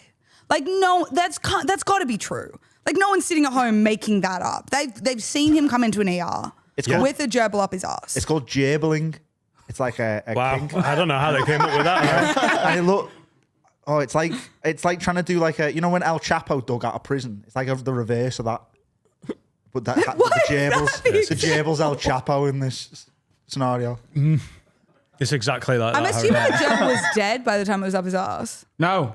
The whole point of it being up his ass is that it rummages around and tickles him. That's the part. The The idea persevering is the animals. gerbil will nibble on his male G-spot and make him come. It's meant to make him come. Guys, we gotta make pegging more normalized because men are doing some stupid shit out here. A gerbil's gonna nibble on his G-spot and make him come. I'm not allegedly. It's less gay than pegging. 100%. Yeah. How? If it's a Because it female comes- gerbil. I was Yeah. gonna say, what if it's a male gerbil? Then that's too far. What if Don't the do male? that. What if the male hamster comes? Oh, sorry, I'm thinking about hamsters. That's a whole thing. I've stuck a guinea pig up there, but well, that was a long Easter weekend. Oh God. What doesn't it just suffocate in there? Also, or is not that what to you be- want? Not to be nitpicky, but on an Easter weekend, wouldn't you shove a rabbit up there? That's a great point. But they melt. Oh, you mean a live one? Yeah, but it was alive. That was the whole point, is that it's having a little rummage, you know? By all accounts, it says it's an urban legend and not true, but I don't believe that. Oh, that's what Big like- Wiki wants you to think. I of. like to live in the. Nah, the Richard world. Gere's got money. He's gone on the internet and he's been like, hey. Also, if you're looking at That's how that works. Yeah, yeah. if you're looking at Wikipedia, they can edit themselves. Yeah, Like yeah. he doesn't even have to pay. He's got Yeah. gerbil super injunction. But you would though, wouldn't you? Yeah. Like, do you know what I mean? It's not work though, has it? No. Because like once that's out there, it's fucking out there, isn't it? It's like that, what's his name? Artie Hammer. Is that his Oh, name? the- Oh, Cannibalism, the yeah. cannibalism thing. Yeah, and he goes on Newsnight now, and he's like, "Hey, I don't eat people." Stop talking about it. Like, none Yeah. of us are having to bring this up, mate. Like, he definitely eats He ate people. some Yeah. skin. He's got like a podcast now called like I Don't Eat People. And he like opens it up by going, I don't. The rest is cannibalism. Yeah. Richard Gere, the rest is gerbils. That sounds like a history podcast. It does. Would you guys eat a person if it was like not illegal? You could just. Well, I'm a test- bit of a fussy eater, Abby, but I'll try anything. And that is a Dan versus food that I don't think anyone wants to watch. I think You said that like you were pitching me a show. But I love meat on the grill. So, you know. if So you it was could like cook it, you can season it how you want. You just want to try it. if it's a plane crash situation and it's life or death, yeah. Where'd you get the seasoning? Oh, yeah, yeah. You go in a different way. I was going by choice. I was like, yeah, like you're just at a restaurant and they're like, do you want to try some human flesh? But you're going, no, it's survival and stuff. Yeah, survival, I would Okay, do yeah, it. that's fair. No, I'm not eating fucking, stir-fried Benny at the fucking... Not even a little, just to try And it. it's fucking weird that you're pushing this. Is it free range? just- Is it free range human? I don't want battery human. Apparently it tastes like pork. Again, who is saying this? It's pork-like, apparently. According to people who eat people. According to people who eat People who eat People magazine. Yeah. You're not meant to eat the brain, though, are you? I don't think you're meant to eat anyone. Yeah, but like the species aren't meant to eat. Oh, the you same. go insane, don't you? Yeah, the prions in your head make. That's what mad cow disease was, because in the food, in like the feed for the cows, they were grinding up cows, and that's why all the cows went mad. I think. I don't know. I've not read I that think. much. No, mad Says cow something disease really was logical, foot and but mouth, then wasn't it? I think. What? It's an infection. No, I think that's different, isn't it? Is it? Yeah. It was brain and brain. Solicitors. No, foot and mouth and mad cow disease. I think they're just synonyms. No, And it stopped us going to Colomendy at school. Going to what? I don't think. Colomendy. It's a Stay in mind. It's an adventure hill in Wales. I genuinely don't know what it is, but I love it when it gets brought That up. though, when someone says, "Where is that?" It's, I don't know how schools work in Straya, but like we're Sorry, I've been talking for 10 minutes. Have I sounded like that at all? like permanently. But Adam's really good at accents. Clearly. It was a school trip, Colomendy. So it's in North Wales, and you would go for like a weekend with school, and you would do archery, you would do football or soccer, you would do I actually call it kicky ball, so rugby, painting, you would do crocheting. Did you do like canoeing? We had one that wasn't Colomendy. We did like canoeing and like mountain biking. PGL. I think we did. I think we went to Llandudno and did tobogganing. Yeah, bless that you. happens What the there. fuck did you just say? Llandudno. Right. It's how the Welsh say it. Yeah, Welsh do the kind of like the Arab kind of thing. Yeah. Yeah, then this one does. And especially this one who's half Welsh, half Arab. He's I'm really half Arab. I've got no Welsh, thank fuck. But I am half Kiwi, whoa. so that's also fucking kind of the Welsh of half this Arab, stuff. half Kiwi, Yeah. half Australian. There's no Aussie in there. That's too much halves though. Oh yeah, it's 1.5. You're Lebanese, aren't you? Say it again for me. Lebanese. I am, Leaving yeah. his His biscuits. sexuality is none of your business. Man, it was hard coming out as queer and Lebanese. It was a confusing time for everyone. But yes, no. But it shouldn't have been a shock to your parents, the Lebanese bit. Mom, Dad, I'm Lebanese. I know. so am I. Oh, that's good. Have you got What's one? the sunnies? Have you got one Have you got one Lebanese parent or one Kiwi parent, or have you got both your parents halves as well? Well, yes, otherwise I'd be a quarter. No, 'cause if- that's not necessarily true. Because if your dad was half Kiwi and half lesbian, and your mum was the same, and they had you, then you'd be half and half as well. Yeah. I'm sorry, but if there are two parents that are half Kiwi, half lesbian each, I hate this because I'm worried I'm going to start saying this in normal chat. I'm like, oh no. And half lesbians just bi anyway, isn't it? Yeah, which is me. So I'm like all of it. It's crazy. Yeah, that'd be a crazy mix. No, my mum is Lebanese. My dad is a Kiwi, which is quite funny because Kiwis are known as like fucking sheep as well as Welsh, right? Yeah. Yeah. Yeah, it's like the stereotype. you go. Stereotype is wrong. It means that they do it. Yeah. They're good, aren't they? Is there sheep down there? Is there sheep down? I thought there was like, I didn't think You thought that was a British thing? Yeah, because there's not sheep in America, is there? There are no sheep in America. Yeah, there's like sheep here and sheep in France. Right. So you really do believe the British thing of like, we created everything. We create the sheep. But if you have sheep, then we gave you the sheep. Actually, there's a place in Scotland that did create a sheep. Yeah, exactly. I just feel like if there's sheep down there, then Play ball. We sent the sheep down there, like how the UK sent white people down there. Yeah, and that's something to brag I'll tell you what, about. Harry, you're getting it. You are getting it. It's a long way to get there. I found out that as well that horses are American. We took the horses. All the horses died out in America, and then we brought them back to America. So they went on like a loan deal. Are you sure about that? Yeah, I think. I'm going to get you fact checked on that one because I'm pretty sure English check people yourself. had horses in like the 1500s. So hang And they on. hadn't colonised Dan, America You were yet. saying you're nearly getting it there, Dan. Yeah. Did we do that with sheep? Did we take them to New Zealand and go have a bit of No, I that? think he was saying like the colonization is when they brought the sheep as well as Yeah, the is people. that what happened? I would guess, yeah. Is that why they were focusing on cloning sheep so there was more to put everywhere else? Because we gave too many. Yeah. Pounds to the Australians. One, too many. I think we turned up in New Zealand with all sorts of like animals that weren't indigenous. Licorice, all sorts. There's Bertie was there. Little bit of disease. You know how it goes. That old colonization soup. I was right about the horses, by the way. Fucking suck on that. Were you actually? Just taking his word for it, though. He could just be lying. Yeah. It's on richardgere.com. Pathetic. Well, I said our horses from America, and there's just loads of photos of cowboys, so I'm going to take that as I'm right. Right. Can you read? Yeah, it says yes. Valid question. Yes, horses are originally from North America. They went extinct some time ago, and then we brought them back. Well, Europeans brought them back. Okay. Sorry, you were just talking about how you were looking at the pictures, and I was like, I don't think I've ever heard you read on this show. It's easier to read with pictures, isn't it? Yeah, well, that's what you get when you hire children. Like the Gruffalo.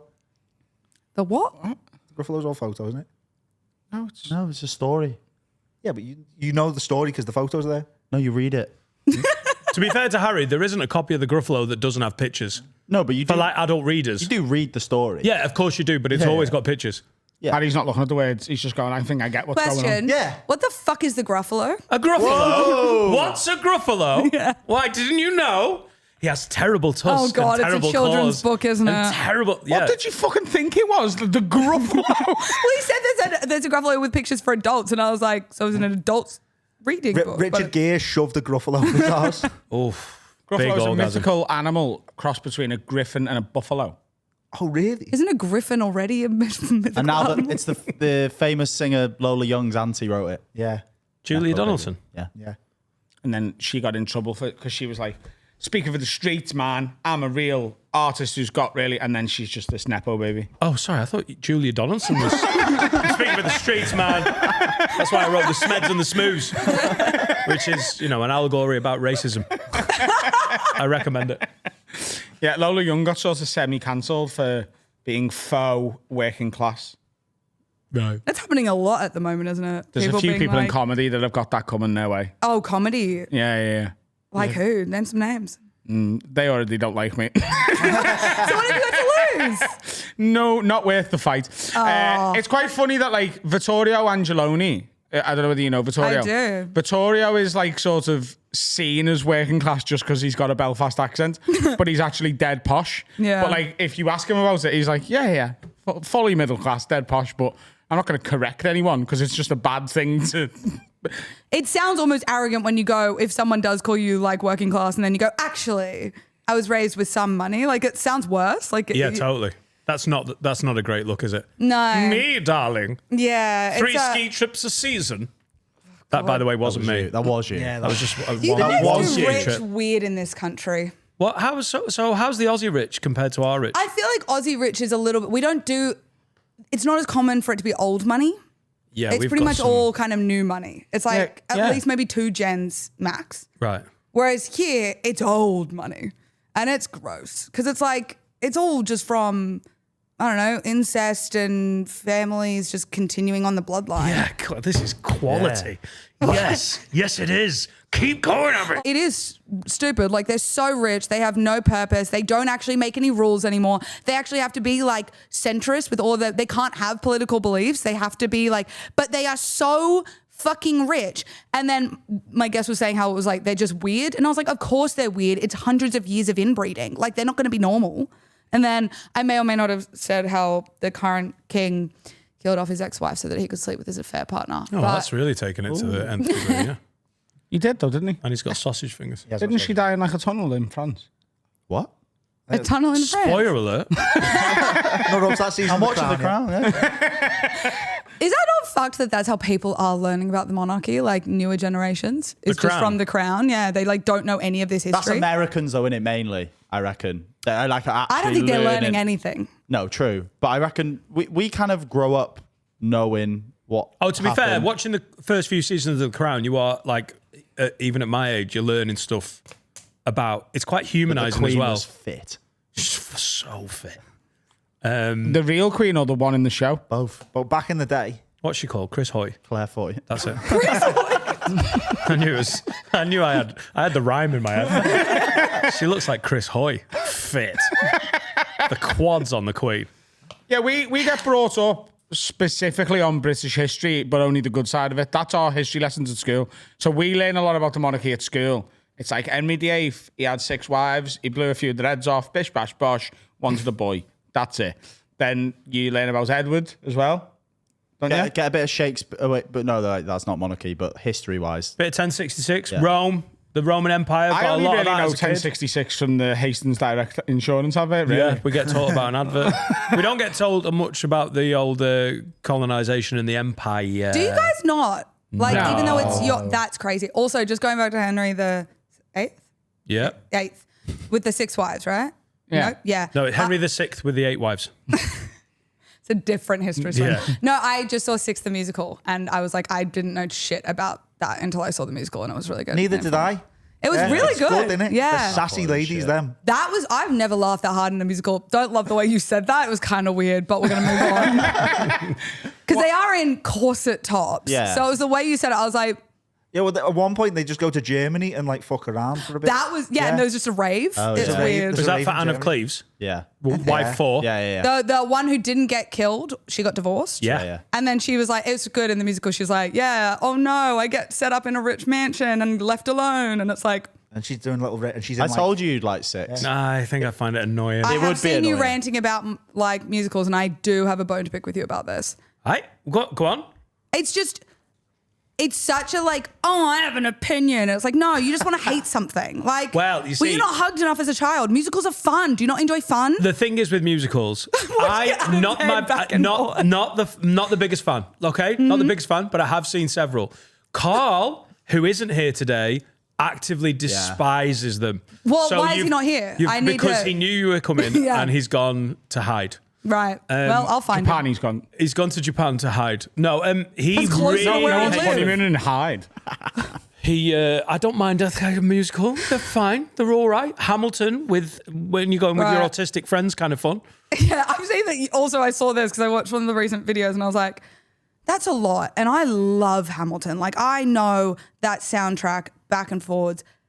That's a lot of times to go. Like, why so many times? I think when you We're have... not done with you, by the way. Okay. I think when you have ADHD... I'll wait. I like Yeah, it. you're speaking my language. I like it. Yeah. Do it again. We do it again. And we do it again. And I think it's that.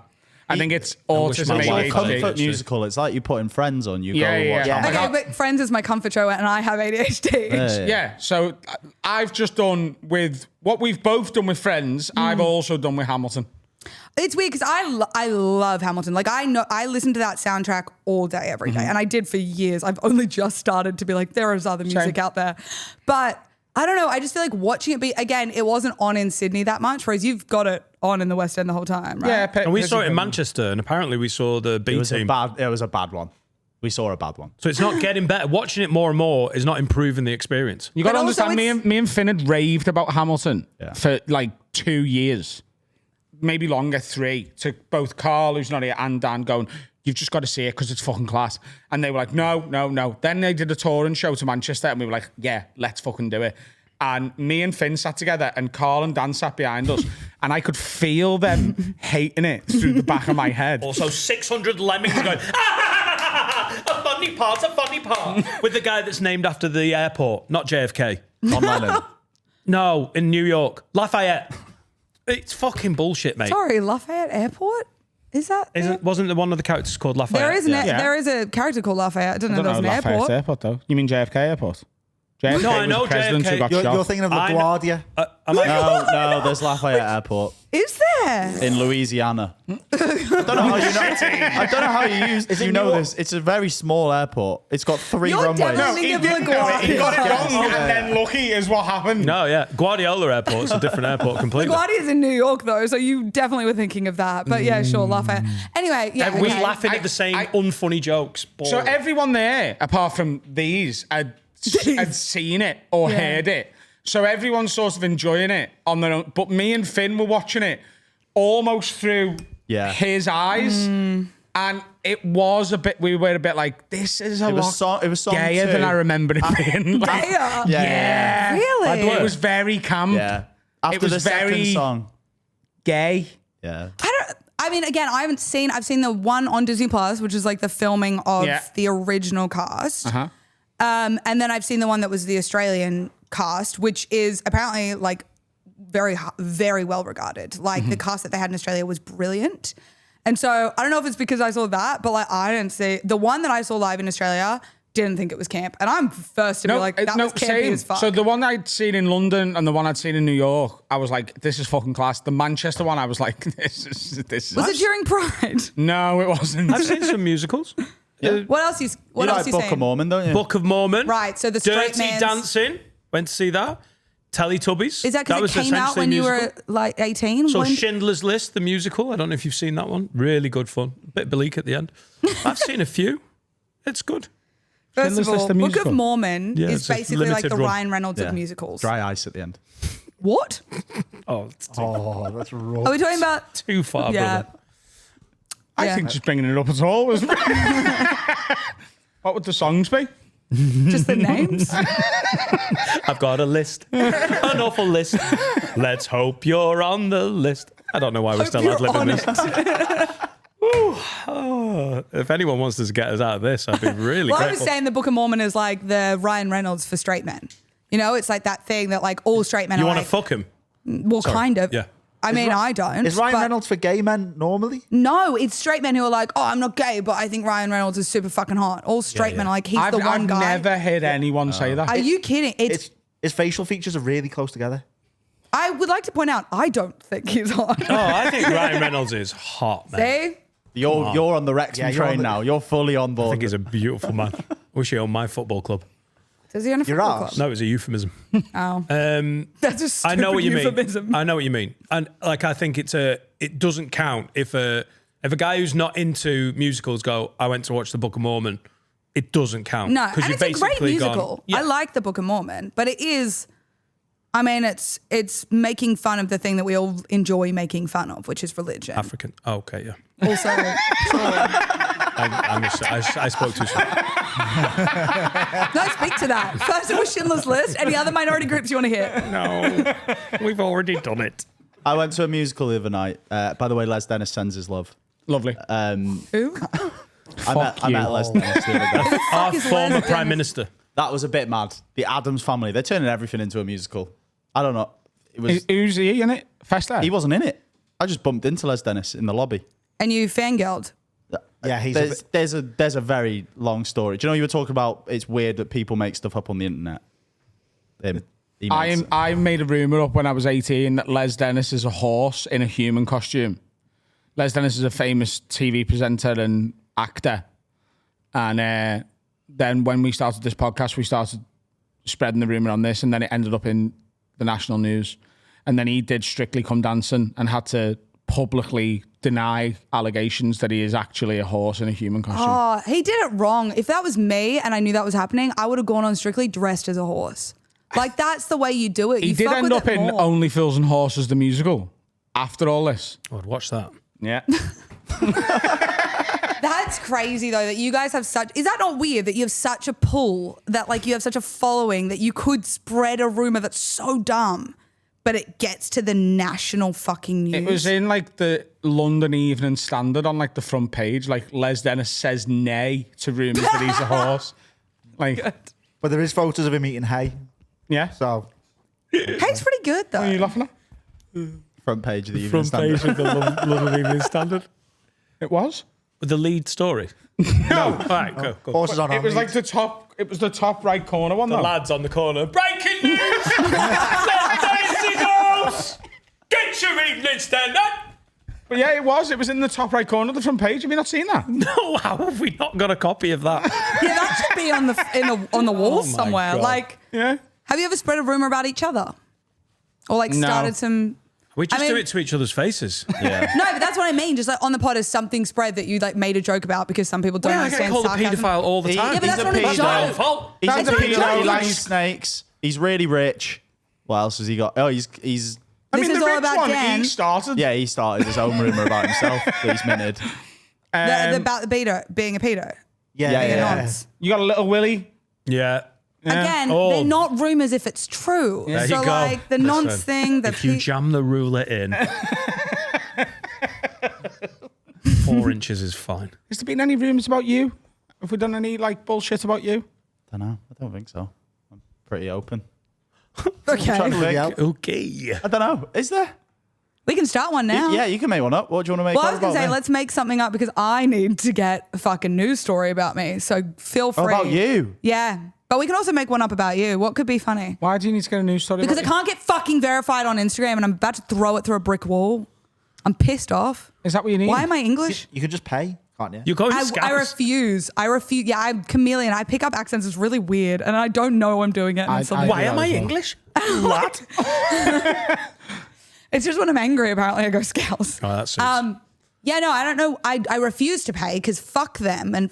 But I also just, anyway. You want that blue tick? Yeah. But I want to legitimately. You need 3 news articles to validate the application. Yeah.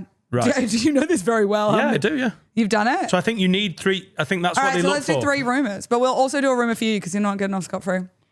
All right.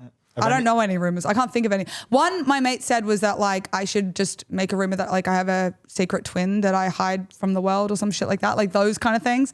I'd rather not have a rumor that I shove something up my ass if we can help it. Okay. That's a know that shame, though, limits innit? things. That's a shame. Yeah. I had a girl in primary school start a rumour that me and her were cousins. And I didn't like it, but she kept on spreading Were it. you dating her? What's the No, rumor? we were neighbours. But she was just like, yeah, we're cousins. And it spread round. So do something like that. That could get in the news. Oh, that is front news. Newsworthy. I have a cousin. Yeah. By the way, if we're spreading a rumor, you can't start it with "let's start a rumor" because then people go, "Oh, that's just a rumor that they've made up." Do you know what I mean? Yeah. It's like Carl's hemorrhoids. Like if we just started that by going, "Oh, that's a rumor," Yeah. people would think it's a rumor. They wouldn't think he's actually got huge hemorrhoids. Really Have you guys had painful. hemorrhoids? Huh? Have you all had hemorrhoids? Well, we've heard Probably. about it from Carl. Because apparently most men do get hemorrhoids more commonly than women. I don't know what it is. What is that when your ass starts exploding out your bumhole? It's sort of like That is a different thing. That is, what's it called? It's like a, gaping. Prolapse. thank you, prolapse anus. I cannot believe I just thanked you for saying welcome. prolapse. Hemorrhoids. I worked hospitality for 7 years. You can't ring a bell without me wanting to jump up and take a I honestly thought you were going to say something about your arsehole then. I was like, I worked hospitality for 7 years. I have a gaping arsehole. I don't know how you serve food, but in Australia, it's a little different. It's the Richard Gere special. It's a big Oh, dish. God.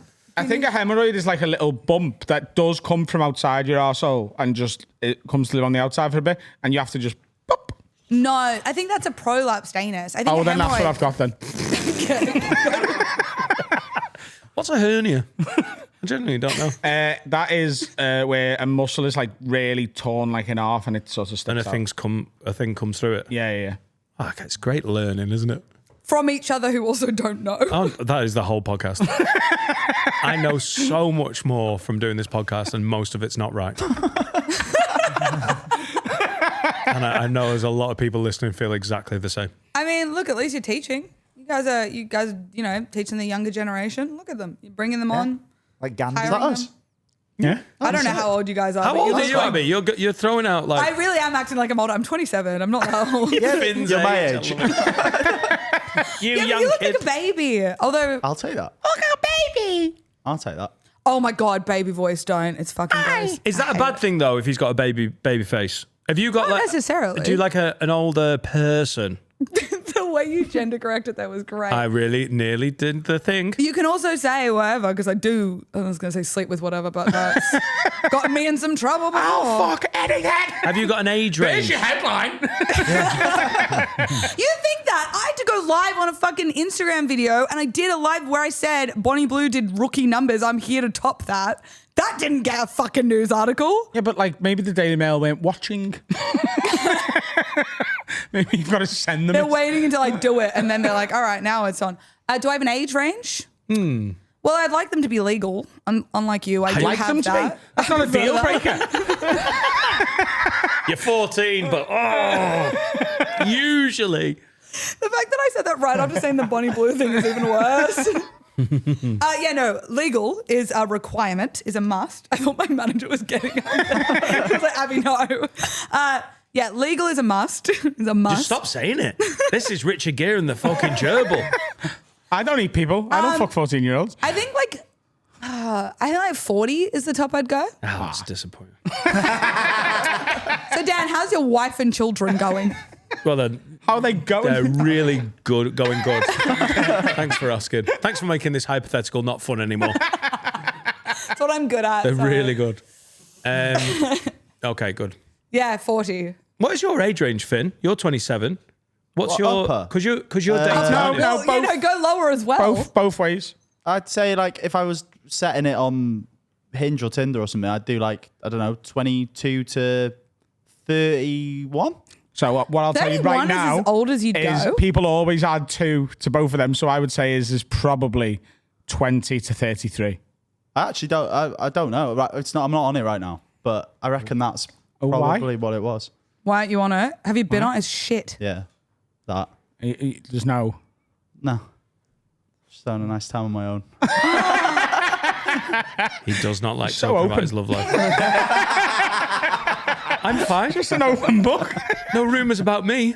Does he have a secret little thing going on? He does, but he's not. He doesn't want to talk about it, and you've got to sort of respect that. And also, last time he just started lying. What do you mean? What did you He just say? started making up a girl he was Making seeing. stuff up, and then that got back to the girl I was seeing, and then she was like, "You're seeing someone else." I was like, "No." Did you break I up? had to explain. It sounded like I was gaslighting her, but I was like, "I'm not seeing anyone else. I was lying on the podcast." And she was like, "What?" That was What was your range be, Harry? Like if Ellie died in like a blimp accident or something? These blimps kill so many people. So because I like got off with a girl at a nightclub. And Flex? Hell yeah. When I was like single. And when I spoke to her, she was only a couple of years younger, but she went to my old like secondary school, and we had like different teachers. So she was like a whole teacher generation after me. Wait, So that how was old too are young. you? So I'm 24. When was this? A year and a half, 2 years ago. Okay. And she So was how many years I was- younger than you? So I was just about to turn 23. Good. Maybe, yeah. And she was 19, 20. She's 20. Yeah. But I didn't know that in the club. No, I that's was fine. too busy in the club. My max age range is born in 1920. Like a mature lady. And then like upper limit, I think if you start slapping a 4 on it, I think that's bang out of order. Oh, mine has changed. I'm happily married, but if I was out there now, Yeah, what my- would your age range be? I don't know your wife's name, but if she died in a blimp accident as well, they were all on a blimp together. It all was a go weird blimping. trip. It's the wax All the trip wax, out. yeah. 60. Yeah. Yeah, 60. yeah. And how about younger? Hell yeah. 12? No. What's legal? Half your age plus 7. That's not No, what... yeah, but you don't have to do that. Just answer instinctively instead. Don't do maths. Yeah, you don't want it to be creepy. What's... I actually don't know. 23. Yeah, we don't want it to be 23 creepy. to No, you don't want it to be creepy. I can do granddaughter, mother, and grandma. Kind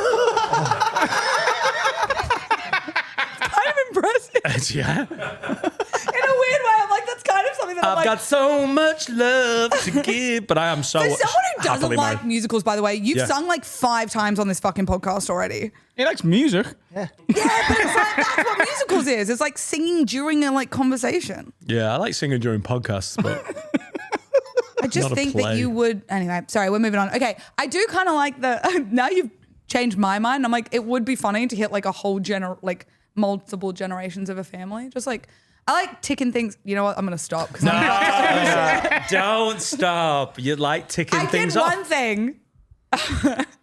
Which was like, I had a time where I was like, oh, it's funny when you have like bucket list things. And I was like, I called it like a fucket list, which is already a thing. Yeah. And one of the things, it just happened, the first one happened by accident. I was like, well, I've started and now it's kind of funny if I continue it, which was branches of military service.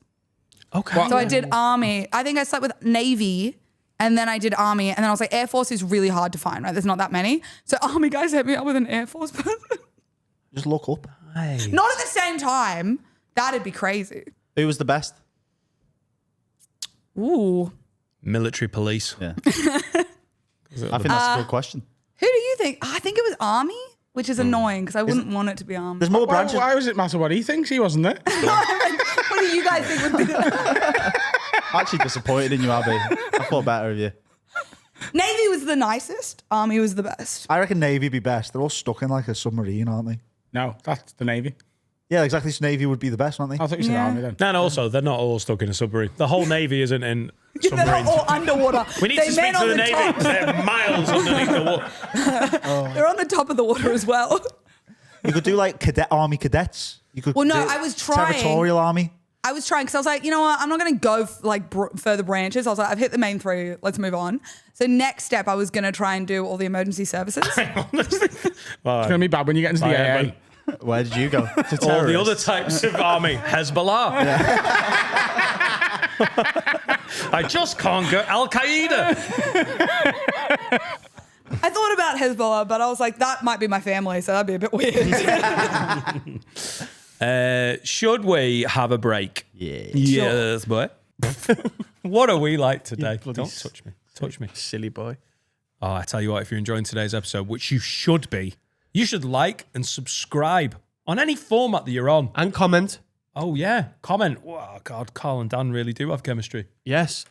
Like, sub, comment, give us a 5-star rating, do everything. Because if you like us, you want us to do well, and you've got to feed the algorithm. Feed it likes. We want to be podcasters and comedians and knobheads, but we have to play the game a little bit. So do like and subscribe, give a little comment, all of that. Because I don't do this. When I watch a YouTube video and you go, like and subscribe, I never do it, but I should. I'm a bad person. You should do it. Please do it. Good person. Just comment something nice, like, as in Finn got a lovely head. Algorithm. Well, that's the thing, though, innit? Finn's got a lovely head. Comment that on every episode if you want. It feeds the algorithm. This is just meant to be a short one, isn't it?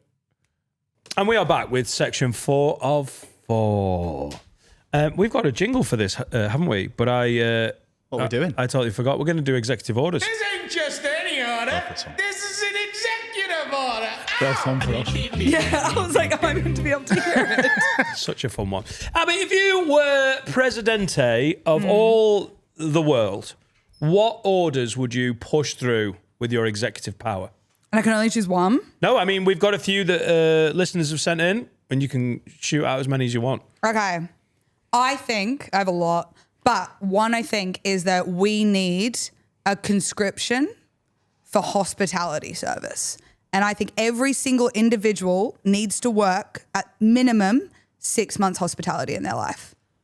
Just to stop them being A cunt. a twat bag. Sorry, I don't to know if you people. can say that on here. Oh, we can. Yeah. You can say anything on here. Anything.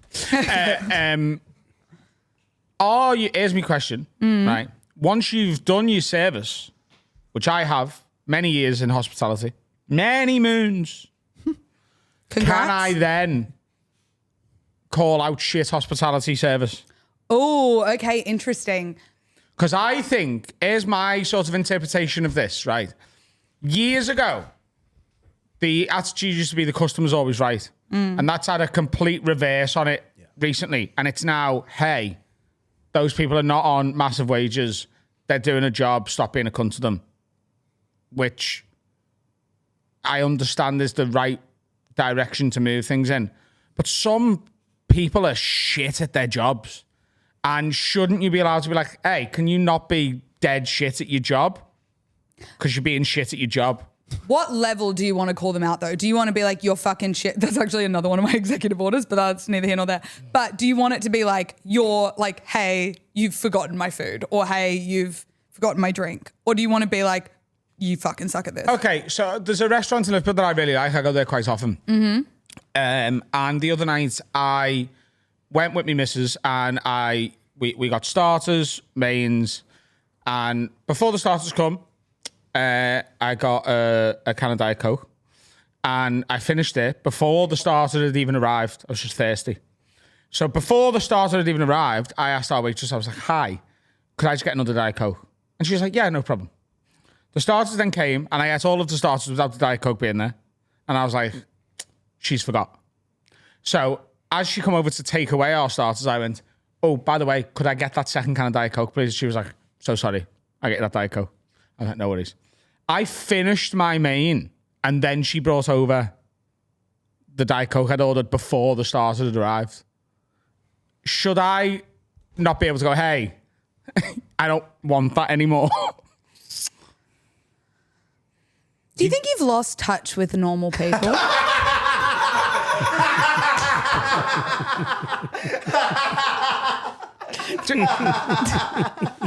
Do you not think that's a really polite, reasonable thing? Oh, here's Adam Rowe. Oh, 2 Diet Cokes. No, I get what you're saying. It is just like, I thought that story was going to be so much worse than my Diet Coke. I had to remind her once, and then it came a bit later than I wanted it. I thought it was going to be like, there was a hair in my food. I said, hey, this ain't my hair. And then she was like, just eat But it. that wouldn't be being bad at a job. I mean, if she was like, just eat your food and don't complain.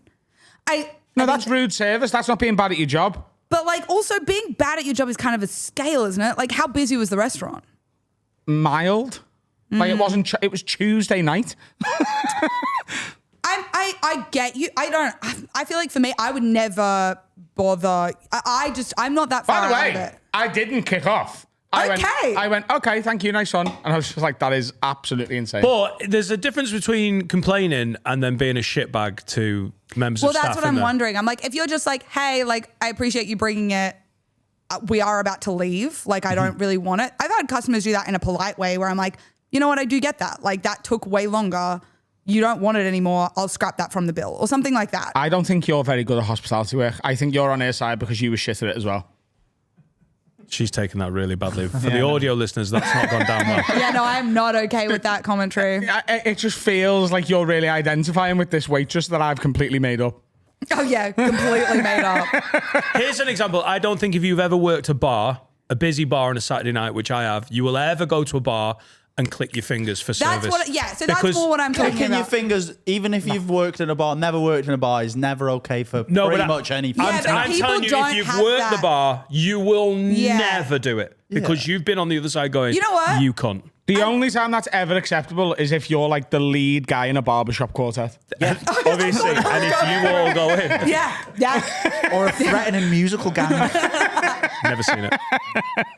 No, okay. I would like to backtrack because I think what you've said and what you did, like, well, you didn't kick off, but like, I think you having worked in hospitality made you not, like, it made you think twice about kicking off, right? It made you think about like not immediately being like, hey, I did, like, where's my fucking diet? If anything, if I'm totally honest with you, the fact I've worked in hospitality, I would never kick off anyway. I just can't be arsed with being the guy who's done that. Working in hospitality makes me more annoyed because I know that when someone orders a drink, how easy it is to go and get the drink. Like this person's not a saint or an angel, by the way. They're a waitress who didn't. Who just forgot a drink twice. Especially a can. If it's like a It's cocktail, so simple. a can of Coke Like, from the fridge. I think a lot of people who work in sectors like that now hide behind no one's going to kick off on me. And, Yeah, okay. and they There get is very a lax. level of that. There is a level of people, and this is what I mean when I'm like, it's weird because I want everyone to work in it, but I also the reason I want everyone to work in it is to experience those terrible cunts so that you know how bad human beings can be. Yeah. But then I'm like, but then once my conscription, like, if everyone did work in it, the hope would be that there wouldn't be any more terrible cunts. Abby, and is there an age range on your conscription? Or there's like the pensioners who've never worked bars have to get a job in a Yeah. bar? Have you ever the service is going to get fucking- pretty bad, isn't it? Have you ever served an old lady? Right. Or an old man? They're the fucking. Define I really have served. gone weird accent now. I said define served. I was implying I fucked an old woman. Oh, thank you. I couldn't get that. What, does shit people still get conscripted?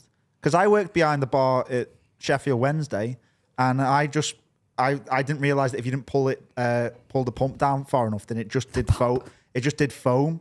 So I was just serving foam to people, and I had to. Yeah, well, get used to a foamy pint with Abby's conscription. but But that's not on you. That's on your manager or whoever's meant to train you. Bad. If I saw one fucking bartender do that, I'd be like, step away from the bar. We're going to go into an empty one, and you're going to learn how to fucking pour a beer. Like, you wouldn't. Well, I got shouted at, but like if Did people they had to show put, you? No, but if people had to put up for 6 months with me doing that, I'd be fuming. If I was going to bars and there was just loads of shit cunts like me behind the bar. But it's all about fucking learning. Like, I think we're really getting bogged down in this whole like, oh yeah, but I'm bad at it. It's like, then learn. Harry Like, has really low self-esteem though. Yeah, and also I have don't make me poor, feel bad for I it. have poor hand-eye coordination as well. I think. Like I And don't- that makes you not be good at pouring a beer? Yeah. That's two things you need for pouring a beer. Is your How hands and fucking your are you eyes. pouring a beer? Are you pegging the fucking pint at Well, 'cause someone? people, and Second pegging reference. I just want to say. then, people do know. do Like, you not call it pegging when you're throwing something? I thought you meant I was getting bummed and pulling a pint. No. So we like when you throw something really hard at someone, you're pegging it at their head. Love Nope. it. Love Okay. it. Love it. Cool. Yeah, but like, because people Shame. pull like no Waz. look pints, like Ronaldinho.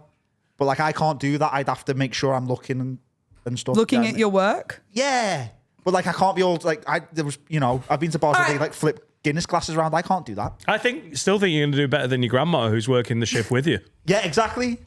I wouldn't let her pour me a drink. I just think, Unless okay, you they have don't have to pour the She's the drink. wireless phone charges you hire. Oh, God. Poor grandma. Harry's nan's battery powered. Yeah, my nan's battery powered. She's got a battery. And we have to charge her up. And I love her to bits, but this has become a thing because no one believed me. No, I'm sorry. I went so much further than whatever you guys are insinuating. I thought you were referring to your nan being a dildo or vibrator. 'Cause you No, said no, battery no. powered. No, it's- I'm sorry, did I take it too far? Yeah. You're acting like that's the gross part. No. She's This a is robot. everyone's still alive, nan. right? Chill out. She's a robot nana, but not for pleasure. Yeah, no, we just No, have she's got a battery in her heart, and if it runs out of power, she dies. No, she doesn't die. She powers down because it's not it's in her chest, but it's connected to her brain, and it just needs to have charge. So she like sits up straight, and if Is not, there she a powers carbon down. monoxide leak in this room? But Am I But That is quality. sometimes it runs out of charge, and then like she has to be like restarted, like rebooted. And she's still going to be better on the bar at Weatherspoons than most of the stuff. Well, we went to Turkey, and me nan like. It died at one point. It hadn't been charged up, and my mum pressed like a reset button, and she shot up like when Frankenstein's monster like got made. She could And do you're- she could do the Guinness Nitro Surge on her own. Yeah, like she's not allowed near magnets. Kitchen shop. Not allowed near. And the worst thing is, we're going to Turkey next month, and just so happens that they're on the same flight as us. Right, I'm going to charge my phone on so, this. now- Please do. so these brutal cunts are going to meet my poor wheelchair-bound nana. Does your nan have Wi-Fi? Like, can we connect to the internet in the sky? You can hotspot off her, I think. She's got a dongle. got a dongle? Please don't dongle my nan. And you're concerned how they don't believe you. This is the most unbelievable story I've ever heard in my life. I love her to bits. She's real. The bit about you loving her wasn't the Yeah, unbelievable I don't doubt bit. that. It's that she's battery powered and she'll just shut down. Yeah. I but, can't like, believe she's got travel Why insurance. would I make this up? She's my nan. And that's the new name of the podcast. Anyway, hospitality conscription. I like it. I just think people need to stop being fucking cunts. All They right. absolutely do. Yeah. And that's coming from someone who's worked hospo for 6 years. I have been screamed at by so many drunk assholes. I have been told the most egregious things, both to my face and behind my back, by customers, all for saying, "Hey, I can't serve you a beer." And it's just like, I just think I witness people out in like at restaurants and stuff, and they're just so horrible to people that aren't bad at their jobs. And I'm like, if you're being Absolutely. horrible to someone who's like clearly quite new to it, but is trying their fucking best, is like writing down your order, whatever. And I'm like, you're just a horrible person. Work behind a bar. Because you know what?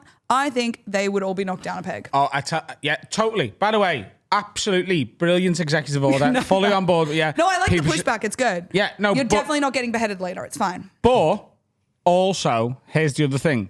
There is nothing that infuriates me more than a waiter or waitress or wait them who doesn't write down the order, has the confidence of like, I'll remember it, and then forget something. Yeah, no, that is infuriating. You should be allowed to shoot them there and then, dead, in the head, bang, gone.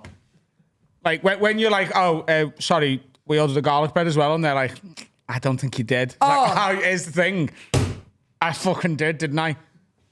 I think I think you should at least be able to stab them in the eye with one of those little Yeah, pencils yeah. that they're supposed to write the orders down with. Just Like- a little bit of like justice. Just like That's fair. even if you are like a really confident waiter, waitress, wait them. Just pretend, have a little sketchbook with you and draw a fucking smiley face with a big cock or something, just so I think you're writing it down. You didn't order a garlic bread and cheese. You ordered a massive cock. Can we do one from the listeners? Tom for it. says, executive order. The first photo on any dating profile must be a passport-style headshot photo. No filters, no group photos where you're guessing who the person is. Just deadpan mugshot before we go on to the photos of you minging, of your minging dog and fit friends. So he just wants Don't get a that's the wrong way around. He just wants a standard, this is my, like an actor's headshot, rather than the misleading, like, I'm parasailing. The first I don't picture. think anyone's going, oh yeah, they're so hot when they're parasailing. I'm on a bungee. The first picture should be just you. Agreed. I'll give him that. No, Because- he's right on that front. And also, people who put group photos in, and they're the worst one Yeah. in the picture. I was way too excited about that, It's sorry. just, it's not helpful to you. No. It's because like you go, ooh, there's 4 ladies there and 3 of them I fancy. Yeah. That one, not so much. And then you click the next one, it's that one. You're just annoyed. Yeah, There's no Beckham, chance. Keane, Scholes, Giggs. You don't want the Nicky butt. No, absolutely. Don't put yourself I in think that you've picture. got to be smiling as well, because people's smiles, they They light up the fucked room, up don't they, teeth. Finn? they can be fit with that when their mouth's closed, and then when they smile. So many yeah. men have said that to me. You wouldn't believe. No, but I think like some people smile like Chandler as well, and you're like, nah, not for me. Yeah. No, you're right. I do think the amount of times that I'm like, it. Also, can I just say, when it's a group photo and it's always the least attractive friend who has the group photo up. It always is. So then you see it and you go, yeah, you're definitely, I just know now. I see it and I go, you're going to be the least attractive one. And you're like, I don't know what they're hoping there. Like, I'll go on a date with you so I can meet your friends. Like, what's the plan? Aren't Like, they showing you that they're going to be nice because like they hang around with the fit guys? Like is that a he's the symbol nice- of Isn't nice? that the other way around? He's the nice one. Isn't it that fit people hang around with ugly people, there then sound? I thought it was that Yeah. way around. Yeah, if anything, there's going to be a bitter, jealous arsehole. Yeah. I thought he'd be less likely to cheat because all his friends have got laid forever and he's just, taking Grateful. what he can get. Yeah. Taking what Yeah, but is that can what you want to be? What you can get? You don't want to be a Steve Buscemi. You know what I mean? You A want hero. Now, if you had a dating profile pic with Steve Buscemi, that's great because they're like, wow, that's interesting. And also, you're the fittest. Yeah. When I was on the apps, there was a girl that I matched with and her photo was with Margot Robbie. That's I think- stupid. and- Why the fuck would you no, do that? I think that's a flex. 'cause No, I'm because not- it's like, oh, hey, here's what I could be, but I'm definitely not this absolutely ideal woman. No, because say if her name was like, Roseanne, like I know, oh, that's not Margot Robbie. So I can tell which one's which. Whereas if Jesus she's, Christ. if it's in a group photo with her mates that I don't know, then I'm going to get No, I confused get on that, it. but it also just feels like you're going here. It's like spoon feeding them to compare you and be like, well, Yeah. it makes you look uglier. And the group photo one, the guy who does that or the girl who does that, you might have liked them if you've seen them on their own. The comparison is the thief of joy, Nicky as Butt me was a dear good old nan player. used to say. Also on dating profiles, but in general as well, if you're not that attractive, that's okay. You got to be fucking funny. The amount of ugly dudes out here who don't have a sense of humor, you got to pick something. In the way they write the profile Just or with the back everything. and forth. All of it. Profiles, it's like I've noticed more and more ugly guys writing profiles like they're a hot guy, where it's like, oh, talk to me about sports. And it's like, oh, my favorite things are gym, sleep, routine, repeat, or whatever fucking stupid men say. But it's like, you're not hot enough to pull this off. Yeah, I'm men. hearing this as I'm saying it, and it doesn't sound good. Whose what favorite you things mean, are though. repeat. They still say that shit. They still the whole like gym, routine, walk. I think you've got to have the body to pull a bio like that off, though. Yeah. And mine was always like, "What's your favorite crisps?" It's a good. Has a really nice it's a good- girlfriend. it's a good conversation starter. She likes crisps. Yeah, she was like beef and onion. And Did you then meet your girlfriend on Hinge? Bumble. She popped up first. I'm not desperate. That's because they have to. Yeah, exactly. Because you had a multi-pack. Yeah, just posing with like Pringles. She's banging into it. Dating apps are this fucking. You want to talk about the thief of joy? Dating apps are the thief of fucking joy. You're not having much luck. I hate them. I download them, I get likes, and I go, I don't want to be here, and then I delete it. I don't even reply to them. I don't match people. I don't know why I'm on there. It's a fun little ego boost game. Yeah, but then when it's not going well, it's like, I shouldn't have done this. Like it'll bring you back down. And I don't think I've slept with anyone on a dating app in years. I think I've like genuinely just met people naturally, which is crazy. How are you meeting people naturally in I 2025? don't know. I like meet. She chases them. Chase In them the down wild. the street. No, I don't know. Meet them out at clubs or like mutual friends. I used to work hospitality only like 8 months ago. Met a lot of people through that.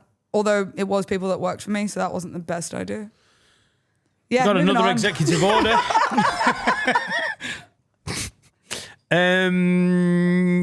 Sarah says, executive order. If one of your friends gets a new boyfriend or girlfriend that they want to bring into the friendship group, they must present their case like a lawyer to a jury for the friendship group to vote them in or not. Nice. PowerPoint. I Full on am PowerPoint. here for this. Pros and Yeah. cons. Agreed. Just because you want to fuck him doesn't mean we want to go camping with him. Yeah. Yeah, or talk to him. In my head, that was a valid excuse. No, I love that because it's so true. But also, I'll bring it even further back. I don't want to talk to him. Just because you enjoy rooting him doesn't mean I need to have a conversation with this stupid man. Rooting. I like it. They Rooting. make the friend worse as well. Yeah. As a package deal. Yeah. It's loads worse, depending. Yeah. Some are dead sound. Like, Yeah. the best partners just allow the person to be even more themselves. Yeah. Like, I think the group of girls we've got associated with all of us, like all of our partners now are class. Yeah. Well, you're Do not you know going what I to sit here and go, some of them are shit, are you? But like, what I mean is, if Finn started seeing someone now, There's It would pressure on really that. let the team down. Yeah. like, yeah, like they might just be banished. Yeah. So he's not allowed to see anyone? Oh, it's so nice when you meet one of your good mates and they're going, oh, I've met someone, and you hear about it and you hear about it for a few weeks. You're like, oh, it's exciting, and you hear little things, and then you meet them and you're like, they're not a twat. Well Oh, done. yeah. You know, I don't need to think they're the best person ever. Just as long as they're not a twat and as long as they're not going to drag you down and social time down. Great. I'm at the point with my missus. I feel like if me and her broke up, I'd have to leave the podcast. Because She's pretty great. Yeah. She's not replace Adam Great, but she's like everyone pretty just close. seems, yeah, Well, how long have you guys been together, though? yeah-ish. That's it? Yeah, Wow. yeah. She must We've be been great. friends for a while though as well. Okay. Yeah. So, like, so you brought her in, so you guys all knew each other already? Sort of, yeah. Oh, because she was a friend before. Yeah. So if he did like try to date someone, would you guys be like, no, you need to sit us down. You need to tell us, like, would you want approval over who he brought in before he like made it serious? Oh, we've never. Not anymore, but after some history, we might have. I was just trying to word how we were saying that. Well done, Finn. Remember the lawyer? How long's the appeal period on this? Like, if your like mate brings in a shit partner and they go, no, you're not in the group. How long before they go, no, I've changed. I'm into like fishing now. How long before you're allowed to make that judgment? Because you can't just over one. People get nervous meeting their new partner's friends. Maybe they have a bad turnout the first time. That's harsh if the whole group would be like, you're done. But then again, I suppose by this metric, you're doing all of that before you even meet them. What if they do like a Britain's Got Talent audition? Like they've got to bring something to the group. So they do like a skill. Yeah. Like the Diablo or something. What is the Diablo? The circus thing. Paddy. Like chuck it in there. If we made Ellie do that, what would she have done? No, we're not going to force. Ellie can sing, to be fair. Ellie can sing, and she can probably do the Diablo. The fact that you guys are hard pressed to find talents of your missus is really No, she's got- concerning. Tell me the number one talent of your most recent ex-boyfriend. I've never dated a man. What? The yeah. silence in the room. Have you dated women? Yeah. Okay, so tell me the talent of your most recent ex-girlfriend. No, not that one. No, that one. No, whatever you guys are thinking, mine was going to be darker and not as funny. Oh. Could she do like the yo-yo and that? I can't believe you guys are struggling to tell us the talents of your girlfriend. What I was going to say was her best talent was probably being an abusive cunt. So she was really good at it, though. She's You really ruined good. it. You ruined that, Abby. I We were can't having remember fun that. here. No, but I will say there is a level where you go, that's actually kind of impressive. Like the manipulation, I'm like, I think she could win. She was with really good at gaslighting. really good. She was the goat of being a cunt. Yeah, she was like that's what I'm saying. I'm like, it was you do sit back and go, that's actually kind I'm of a leaving talent. for my mental health, but it has been a pleasure watching you work. A masterclass. But like, what's an actual talent? Doesn't have to be that one. Yeah, it's not going to be that one. The other one, oh shit. Okay, now I see what you're saying. It's hard, isn't it? But these are my exes. Yeah. Like, Okay, well, These are your think back current- to when you were with them and then answer the question. Could any Fuck, of them it do is like really hard. origami or something? Something like niche skill. video games? I don't know. Not niche, but... Yeah, but unless they're a world. world champion, that means jack shit. Was she a world champion singer? Oh. She can run like dead far. When I'm chasing her. No. She can run really far though. Far? Yeah. Half marathon. Yeah, she did a half marathon. And she's good at it. Do you know what I mean? I like that you're defending her to me. I No believe one, this no one woman is comes after amazing. my girl and her Diablo abilities and how far she can run. I'll fucking stand to attention. Yeah, she does laps of parks and that. She's dead good at it. She sounds amazing. Yeah. Well, she's been welcomed in. I'm saying, what would a future partner have to be for you guys to be like, all right, they sound? Just sound. Yeah. Or like someone that you're like, because you're saying your missus, she's like, She makes a belt out of a cocktail. really? But Okay. A mixologist. From my point of view, she makes him calm and happy. Rather than the opposite. That's why I think she's terrific. Oh. Does Laura have any skills? Yes. Glad we're here. That would be required that whole time you're sitting in the corner thinking of them. Many things. Many. Oh, you want them now? If she was going on Britain's Got Talent, what would she do? She can play the oboe to a grade 7 level. She can speak near fluent Cantonese and sucks a mean dick. And sometimes all at the same time. And that's when Christmas morning really kicks off. And she can do none of those things, by the way. She can't suck a mean dick. No, well, she won't.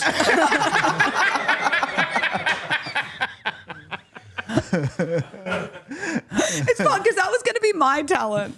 It would be more annoying if she could and she was just like, nah, I'm out of the game. She's retired. Hung up my boots. Oh, God. Shall we call it a pod, ladies and gents? Yeah. It's been a pleasure. What's your new podcast called? And where can we find it? Podcast? My new podcast is called Don't Get Me Started. And it's all about ranting and raging and just everything that you want to, rant about, those stupid little fucking trivial things. And it launches on the 28th of August, GMT. That's your time zone, right? Sure. Sure. English time. What time? You just said the date. You said GMT date. GMT isn't a time. It's just a time. You Yeah. can't say it time launches zone. at GMT. No, because it launches on, because it's a, oh, no, wait. Yeah, no, 28th GMT, because it's like 28th of August would be the 29th of August I know in what you Australia. mean. So at midnight on the 28th. You're But it confusing doesn't things launch here. at midnight. Okay. My new podcast is called Don't Get Me Started. It launches on the 28th of August at 5 p.m. Just GMT. to avoid any confusion, just listen on the 29th. Like, why didn't we get any views on the first day?